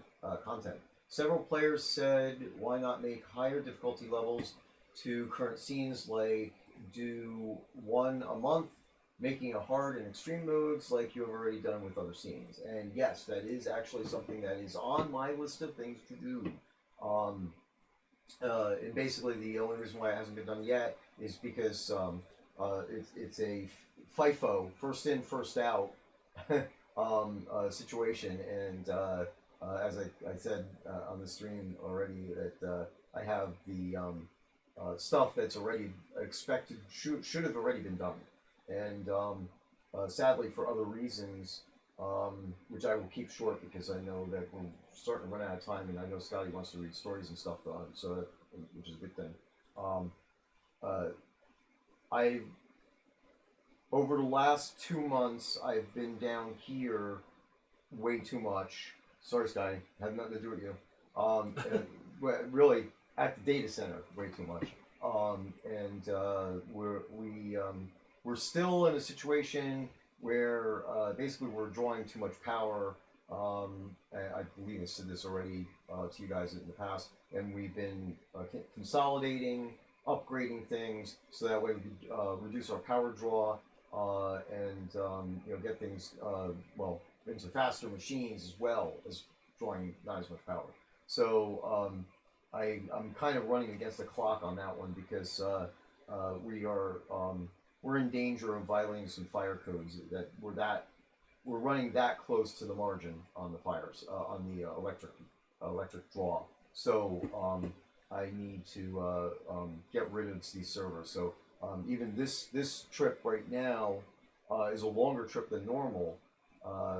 Usually I come down and I stay at Scotty's for about 4 days and we work together. This one I'm going to pretty much be here almost 7 days. Well, it was intended to be 7 days, but because I still wasn't feeling well, I ended up not coming down on Monday. So I lost some time. But anyway, point being is that I need to get a server out of the data center before I go home. At least one. And then I got 2 more servers that need to go soon as well. So that's all getting in the way, and that's delayed me between getting sick with COVID and then getting sick with the mystery thing and the data center. I have not been able to get my tasks done. So and I'm primary content. So that's I will say that I want to give very sincere kudos to the team, specifically Allium and now Laney starting to do itemization and doing modifications on items and doing a lot of good creative stuff. This shifts it away from me having to do because I was doing the itemization years ago, as my primary thing, and I couldn't get anything else done. And then Scotty also has been doing a lot of itemization to help us, get caught up.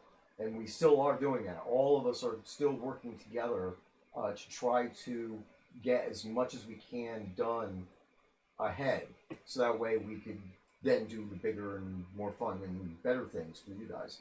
And that's the goal down as we go along, is that I won't have to worry about the month-to-month subscriber rewards. Do we have subscriber rewards? Do we have enough things who's going to make them and things like that? So if we stockpile a little bit, get our ideas together, get a spreadsheet going, and then actually make those things, then I could shift and concentrate on the content, which is obviously where you guys want us to go. So so that's that, and that actually takes care of a lot of stuff I was going to talk about. And let's get down to the bottom, make sure there's nothing new. Looks like Alan's been answering a lot of questions, which is good. All right, bulk refining recipes. The team did talk about this, but I don't think we came to a consensus. I'll have to re-look at our notes on that one, and I'll touch base on that one more time. And we do have I'm assuming that there's a forum post for this, if so, then we'll go and we'll post an answer there. If it was an Ask a Dev, then I'll post the answer in the Ask a Dev for it when we come with our final decisions on it. All right. Andrew Night Owl says, "Is subscription working for this month of December?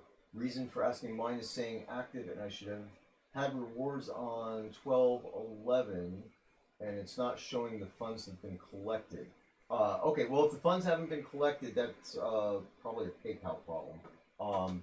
We actually had a thing in November where PayPal didn't collect the funds, and of course the funds being collected triggers the other stuff. Oh, okay, good. Thanks, Henry. He wish listed, so that means I'll respond to the wish list. Um, bottom line is today is what, the 12th. So I would give it to Monday. If you don't have any the stuff, if it doesn't collect the money by Monday, send a email to support@shredtheavatar.com and specify what's going on there. I'm assuming that you haven't had to go in there and do any resets or update your credit card or anything like that. So obviously your renewal date should be consistent. And yeah, okay, good. All right, and so yeah, and if it happens, just let Lainey know through support, and then obviously that'll get back to me and Taslo, and we'll sort out what's going on if it's still happening. Okay, with all that said, we are caught up on chats. I'm going to while you're taking the helm, Scotty. I will start working on the final pricing here. All right. Okay, so what I was going to mention is that a lot of folks know, based on me having talked about it in the past, a lot of the different things that inspire me and make me want to create art and create game art and things of that kind. But some of the earliest inspiration I had, in addition to the fact that I'd been born overseas and I was kind of introduced to folklore through the East. Born in Bangkok, lived on Jeju Island, South Korea, and lived in Okinawa, Japan. But we traveled all over the place from there. We ended up going down to Australia for a short time, and then we ended up in Hawaii for a while. And it was a while, much later, before I ever ended up getting to the United States. And of course, then we were in Virginia for a time. I actually didn't, at the time, I didn't really count Hawaii as the United States because it was very, it still had that wonderful feeling of being immersed in another culture. But once moving to America, then I was immersed in sort of the Americana culture, and then the folk tales and scary stories and things that came from that. But one of the things that Mom did for me is she always kept me immersed in sort of the European folklore from which a lot of the swords and sorcery fantasy that we're familiar with comes from. Everything from Arthurian legends all the way into Eastern Bloc nations, mythology and folklore, and stuff from the Carpathian Mountains and things of that kind, where I have relatives. And so the sources for these, this kind of fiction, this kind of folklore, came in the form of old fairy tales and storybooks and things like that, which I've always loved as a child. But when it really took a turn for me into the realm of the kind of art that I wanted to create, it actually came in the form of these two books, which I'll show you right now. I highly recommend them. They're beautiful. And the illustrations are rich throughout. These books are called the Kincaid's Books of Witches, Goblins, Ogres, and Fantasy, which you can see here. Let me see if I can. I'm going to make sure I'm going to look over here that I'm actually showing you all the goodness. Mm-hmm. There we go. Witches, Goblins, Ogres, and Fantasy. There you go. I was going to say tilt it back towards you. Yeah, because it was getting glare. Some glare. And then Wizards, Giants, Trolls, and Magic. Now, you can even see from just the illustrations on the front of these just how really rich these are from a standpoint of beautiful illustrations. And these books are filled with such illustrations all the way through. Just fantastic. Every page, full illustrations. Every story illustrated in just incredible and beautiful ways, and really, really well told. The Kincaids, when they came across these things and they told these stories, they really did an incredible job with not only giving us this childlike kind of, but yet, scary adult sort of look into these old fairy tales, but they also just richly created artwork that is just that inspired me and my youngest years to create some of the kind of art that I create. So you can see this stuff, and it's really beautiful. But all of these things, including this story that I'm about to read right here, which is simply called "The Giant Stones," really tells a lovely tale and carries you through on the backs of the artwork as well to create wonderful, creepy imaginings. And so, as I started working on the Gorset stones, the standing stones, I was actually drawing from sort of the fact that I'd always wanted to make some really cool ones of my own and put them in a game, based on just the remembrance of the story. So I'll tell this tale right now if it's something that you all would enjoy listening to. Yeah, definitely check Amazon because you may find them. I actually had to buy a new one at one point because a friend of mine had a little dachshund that just chewed the hell out of the corner, like just ate it, and so I had to get a new one, which is why the fronts of these look a little bit different. That has the Derrydale books on it is the newer one that I got. But I'll go ahead and read one of the stories, and what I'll do is, because all of these tales have been something that have inspired me in my artwork for many years. In the future, as we have more live streams, I'll read a tale from each book if you all would like, because they're short, easy to digest, and really delightful in their own way. They don't take too much time. Cool, awesome. But yeah, do check out online. You might be able to get copies of these of your own. So the first story I will tell is the story that inspired the Standing Stones, called The Giant Stones. Now let's see. Can you all hear my voice okay now? I actually moved the camera.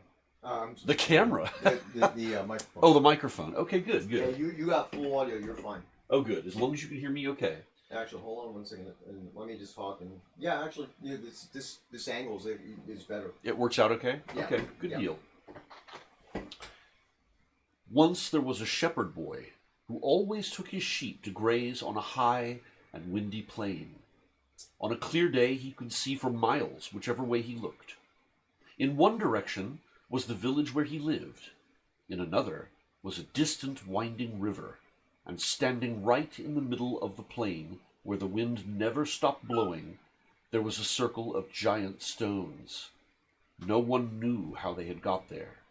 The village people were afraid to go near them, for there were tales that there were giants who had been turned into stone as a punishment.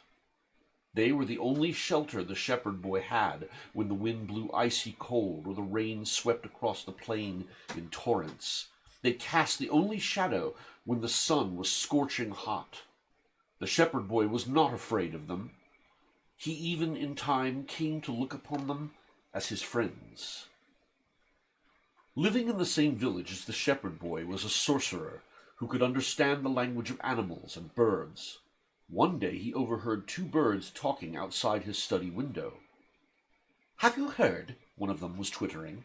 "This midsummer eve at midnight, the stones on the plain will rise from their pits and go to the river to drink." "And have you heard," twittered the second bird, "that there is treasure in the pits where the stones stand?" "And have you heard," said the first bird, "that if anyone takes the treasure, it will turn to dust unless they give the stones a human sacrifice in return?" The sorcerer rubbed his hands with glee and began to plot. The treasure was his for the taking, but what could he do about the human sacrifice? The only person in the village that had no family to ask awkward questions when he disappeared was the shepherd boy. It would have to be him. And so he went in search of the shepherd boy. After swearing him to secrecy, he told him all that he had overheard, all that is, except for the one very important detail. He said nothing about the human sacrifice. "We'll meet on the plain at midnight," said the sorcerer, "and when the stones go to drink, we will have treasure beyond our wildest dreams. Now remember, not a word to anyone." At first, the shepherd boy was as excited as the sorcerer at the thought of the treasure, but later in the day, as he was sitting in the shade of Old Mighty, the biggest of the 7 stones, he began to think differently. It would be very unfair to steal the stone's treasure when they are drinking and unable to protect it. He thought, "I will not do it. I don't care if I stay poor all my life. I will not do it." There was a rustling in the brambles beside him, and to his astonishment, a strange child with furry ears and bright black eyes appeared. Here, you can look at him.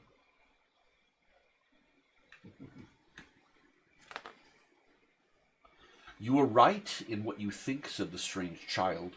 "It would be wrong to steal from the stones, but they are your friends, and they give you leave to take some of their treasure. But first you must cut a long trail of honeysuckle and lay it beside Old Mighty, and you must only take treasure from Old Mighty's pit." On Midsummer Eve, the sorcerer and the shepherd boy went to the circle of stones and lay in wait for midnight. Just before the magic hour, clouds covered the moon. Moments later, the earth began to tremble. The stones were stepping from their pits. It was an awesome sight. Were they really enchanted giants? They began to move across the plain, rocking gently from side to side on invisible feet. Presently, there came the sound of a distant rumble. It grew louder. "Quick!" cried the sorcerer. "We haven't much time." The shepherd boy jumped into the pit from which Old Mighty had stepped. He gathered enough treasure to fill one of the pockets. And in a nearby pit, the sorcerer was shoveling treasure into sacks as fast as he could. And all the time he was shoveling, he was thinking, "No one will miss the shepherd boy. No one will miss the shepherd boy." And so the distant rumbling began to appear again.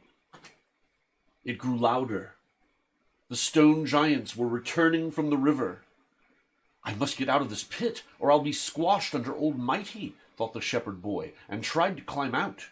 The sides of the pit were slippery and steep. He couldn't find a foothold anywhere.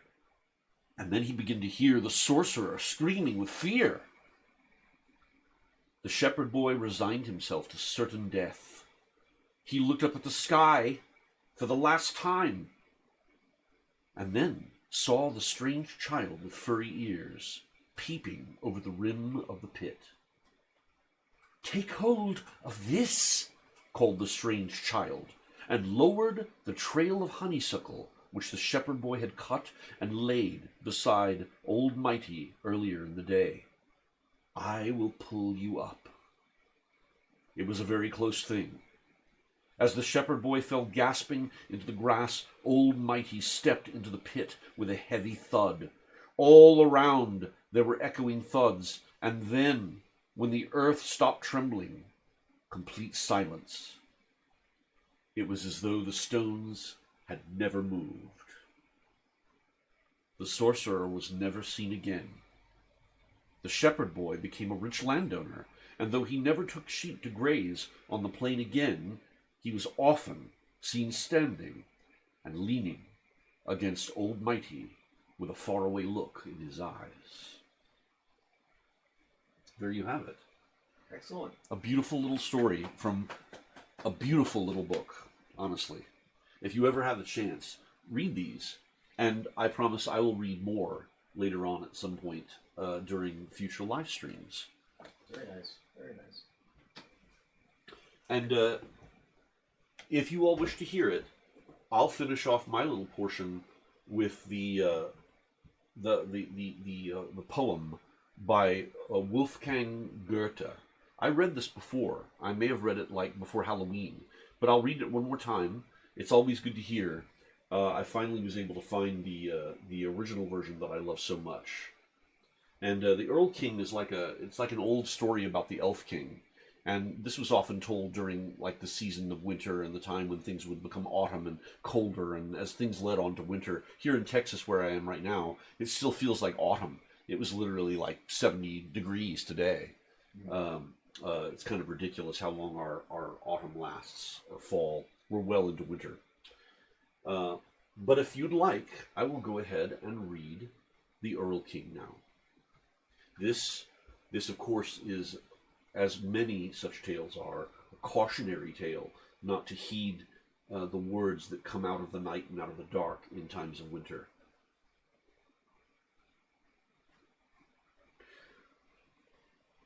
Who is it that rides through the forest so fast, while night frowns around him, while shrill roars the blast? The father who holds his young son in his arm, and close in his mantle has wrapped him up warm. Why trembles my darling? Why shrinks he with fear? O father, my father, the Earl King is near. The Earl King with his crown and his beard long and white. Oh, thine eyes are deceived by the vapors of night. If you, my dear baby, with me go away, I shall give you fine clothes. We will play a fine play. Fine flowers are growing, white, scarlet, and blue, on the banks of yon river, and all are for you. O father, my father, and dost thou not hear what words the Earl King whispers low in mine ear? Now hush thee, my darling, thy terrors appease. Thou hearest mid the branches where murmurs the breeze. If you, my sweet baby, with me choose to stay, my daughters shall nurse you, so fair and so gay. My daughters in purple and gold who are dressed shall tend you and kiss you and sing you to rest. O father, my father, and dost thou not see the Earl King and his daughters are waiting for me? O shame thee, my darling, 'tis fear makes thee blind. Thou seest the dark willows which wave in the wind. I love you, I dote on your face so divine. I must and will have you, and force makes you mine. O father, my father, he holds me now fast. He pulls me, he hurts, and will have me at last. The father he trembled, he doubled his speed. O'er hills and through forests he spurred his black steed. But when he arrived at his own castle door, life throbbed in the sweet baby's bosom no more. Life throbbed in the sweet baby's bosom no more. There you have. Very nice. The cautionary tale of the Earl King. Well, hopefully you all enjoyed. Oh yeah, from your time here in Germany, absolutely. Wolfgang von Goethe wrote that, and he also wrote other things too. I showed the ancient book I have of his writings. Goethe also wrote the original in German story that the Mickey Mouse story from Fantasia, The Sorcerer's Apprentice, is based on, and that story in English is actually in one of the Brymax books that I showed you earlier. And I promise you, at some point we will come across that and read it. In fact, it may be the very next story from that book set that I'll read to you all. Hopefully, you all enjoyed. Well, it is now past 7. Do we do a final prize thing, and then? Yep, we got that. And then we must soon pass into the mist of time and space for our dinner engagement. I'm sorry. What? Oh yeah.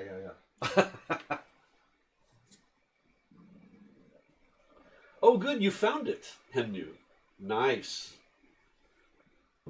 Witches, goblins, ogres, and fantasy, and wizards, giants, trolls, and magic. Yes, Goethe is indeed most famous for his tale of Faust, of Dr. Faust. Oh, thank you so much. I appreciate that. if you ever do have a chance to read the transcribed works of Goethe, I highly recommend it. I was delighted reading through the book that I have to see just all the wonderful tales and poems that Goethe made. Just really wonderful stuff. Where are we at now, Stephen? Yeah, we're going to read off the prizes. All right. And I'm trying to get something else up here too, but I don't know if I'm going to do it in time.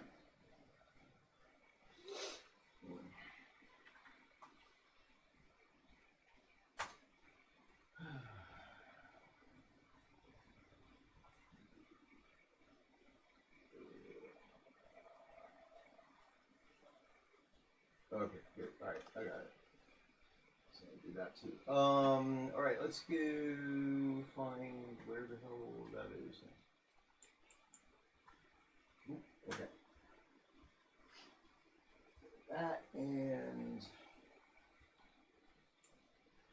all right. Yep. So we got that last prize spot there. I think. Has it created anything yet? It doesn't look like it. Oh, it didn't. Oh yeah, you're right. It didn't. All right. So let me go fix that.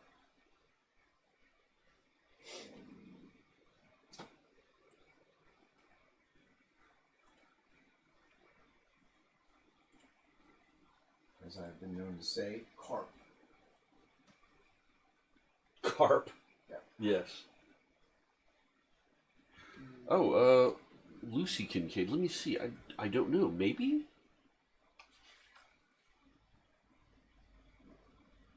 It doesn't say. And these books are old enough to where there literally is no extra information with them whatsoever. The Kincaid name, Kincaid, it's simply the Kincaids, as if it may be a husband and wife, or two sisters, or two brothers, perhaps?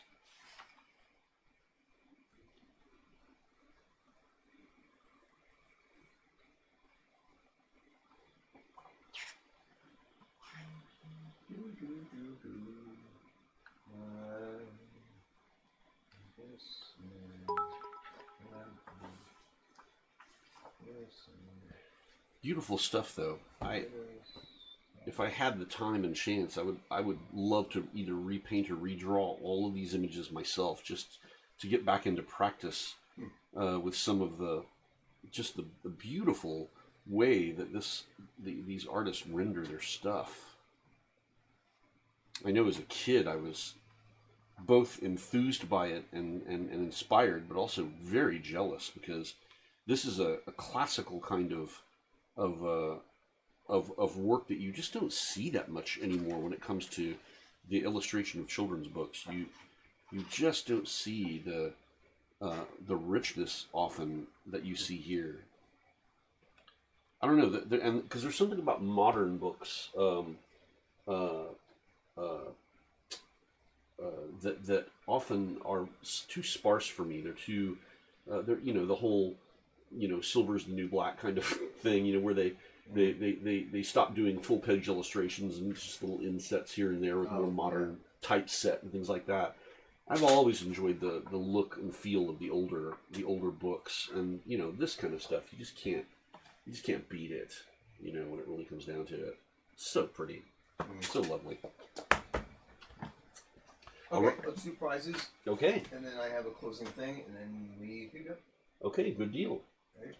Do you want to read the names this time, or do you want me to? Sure. I don't think I see anything too scary there. All right. Well, then the first prize, of course, is once again the Jingle Bell Hanging Pomander. And that goes to ukulele. Next is the Fine Cherry Display Case. Treasure pile. Then we have the Horseman-styled Nutcracker. And that would go to Fred Stone. And then we have the Yule Tree for 2025. And that goes to Chiasma. And last but not least, the beautiful Observatory Home. Alorand. Think I got it? Alora hand. Yeah, I think so. Yeah. Well, Ola Horand. yeah, that's it. There you go. Well, congratulations, everybody. Those of you who won. And you know, I didn't hear anyone say, or no one remind anyone about the special phrase. You told me at the very beginning before we started, but I don't think anyone mentioned it or said anything. Oh, well, so I was typing in the game throughout the stream. Oh, okay. For the prize phrase. Okay, good. So people did. Yeah, Jingle Nell. I mean, even before we went live, people were, saying it. And stuff. We're already doing it. Okay. Yeah, granted, we could, be better at verbalizing things, and that's why I have the script that I'm supposed to be reading from. Pretty much the first half hour of the live stream is scripted at this point. But, I don't know. I think we did all right. Yeah, I think things are good. So. Well, good deal. All right, so I got a closing thing I'll do for you guys here, and let me just get this over. So this side, so I'm looking in the right direction. This isn't exactly as classic as the stuff that Scottie does, but this is definitely one of my favorites of a more contemporary nature.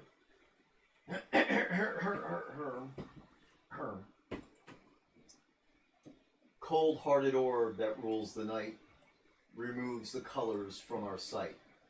Red is gray and yellow white, but we decide which is right and which is an illusion. Pinprick holes in a colorless sky let insipid figures of light pass by. The mighty light of 10,000 suns challenges infinity and soon is gone. Nighttime to some, a brief interlude, to others, the fear of solitude. Brave Helios, wake up your steeds, bring warmth to the countryside that the countryside needs. Breathe deep the gathering gloom, watch lights fade from every room. Bedsitter people look back and lament, another day's useless energy spent. Impassioned lovers wrestle as one. A lonely man cries for love and has none. A new mother picks up and suckles her son. Senior citizens wish they were young. Cold-hearted orb that rules the night removes the colors from our sight. Red is gray and yellow white, but we decide which is right and which is an illusion. Nice. That's by Graham Edge of the Moody Blues. And if you guys don't know what it's from, that's from an album called The Days of Future Past from, I believe it's 1967. And it is definitely worth listening to. Yeah, it's deep. It's on many levels. And I'm not gonna say here, but if you come to the release party that we have every month, it starts at 8 a.m. on the day of release, which, as I stalled to bring up the calendar, this month will be on the 22nd. It normally would have been on the 29th, but because of Yule and all these other wonderful things that are going on in the end of the year here, we're doing this on the 22nd. So Monday the 22nd at 8 a.m. in our Shroud of the Avatar Discord, in the developer events voice channel, I will be spinning the tunes, and if I remember, I will make sure that I spin the Knights in White Satin, which is the song that the last part of that poem comes from. That poem bookmarks the album, and I will give you all the trivia and wonderful details about the background on that poem and that album and what all those deep levels are involved. So there you go. So with all that said, thank you for spending time with us. We enjoyed our time with you, and enjoy the game. There's a lot to come, a lot of good stuff. I didn't mention we could have went for another hour. There are we're working on some resources. I know last month, if you guys were here last month, I know there's one of the players who was in the chat who was talking about some stuff, and or no, actually no, that wasn't on the stream. That was during the release party. So in Discord they had mentioned that. So I think. So anyway, I still need to get in touch with that person because I'm spending all my time working on this awesome mess, and we're going to see what we could do about improving our visibility and some other stuff. But I'm not going to give any details now because I don't want to curse anything. And once that gets going, then we'll give you more information. Okay. Have a good one. Yeah, another hour would be good, but we're hungry. So see you guys later. Yes. Take care, everyone. Have a great night. Good night.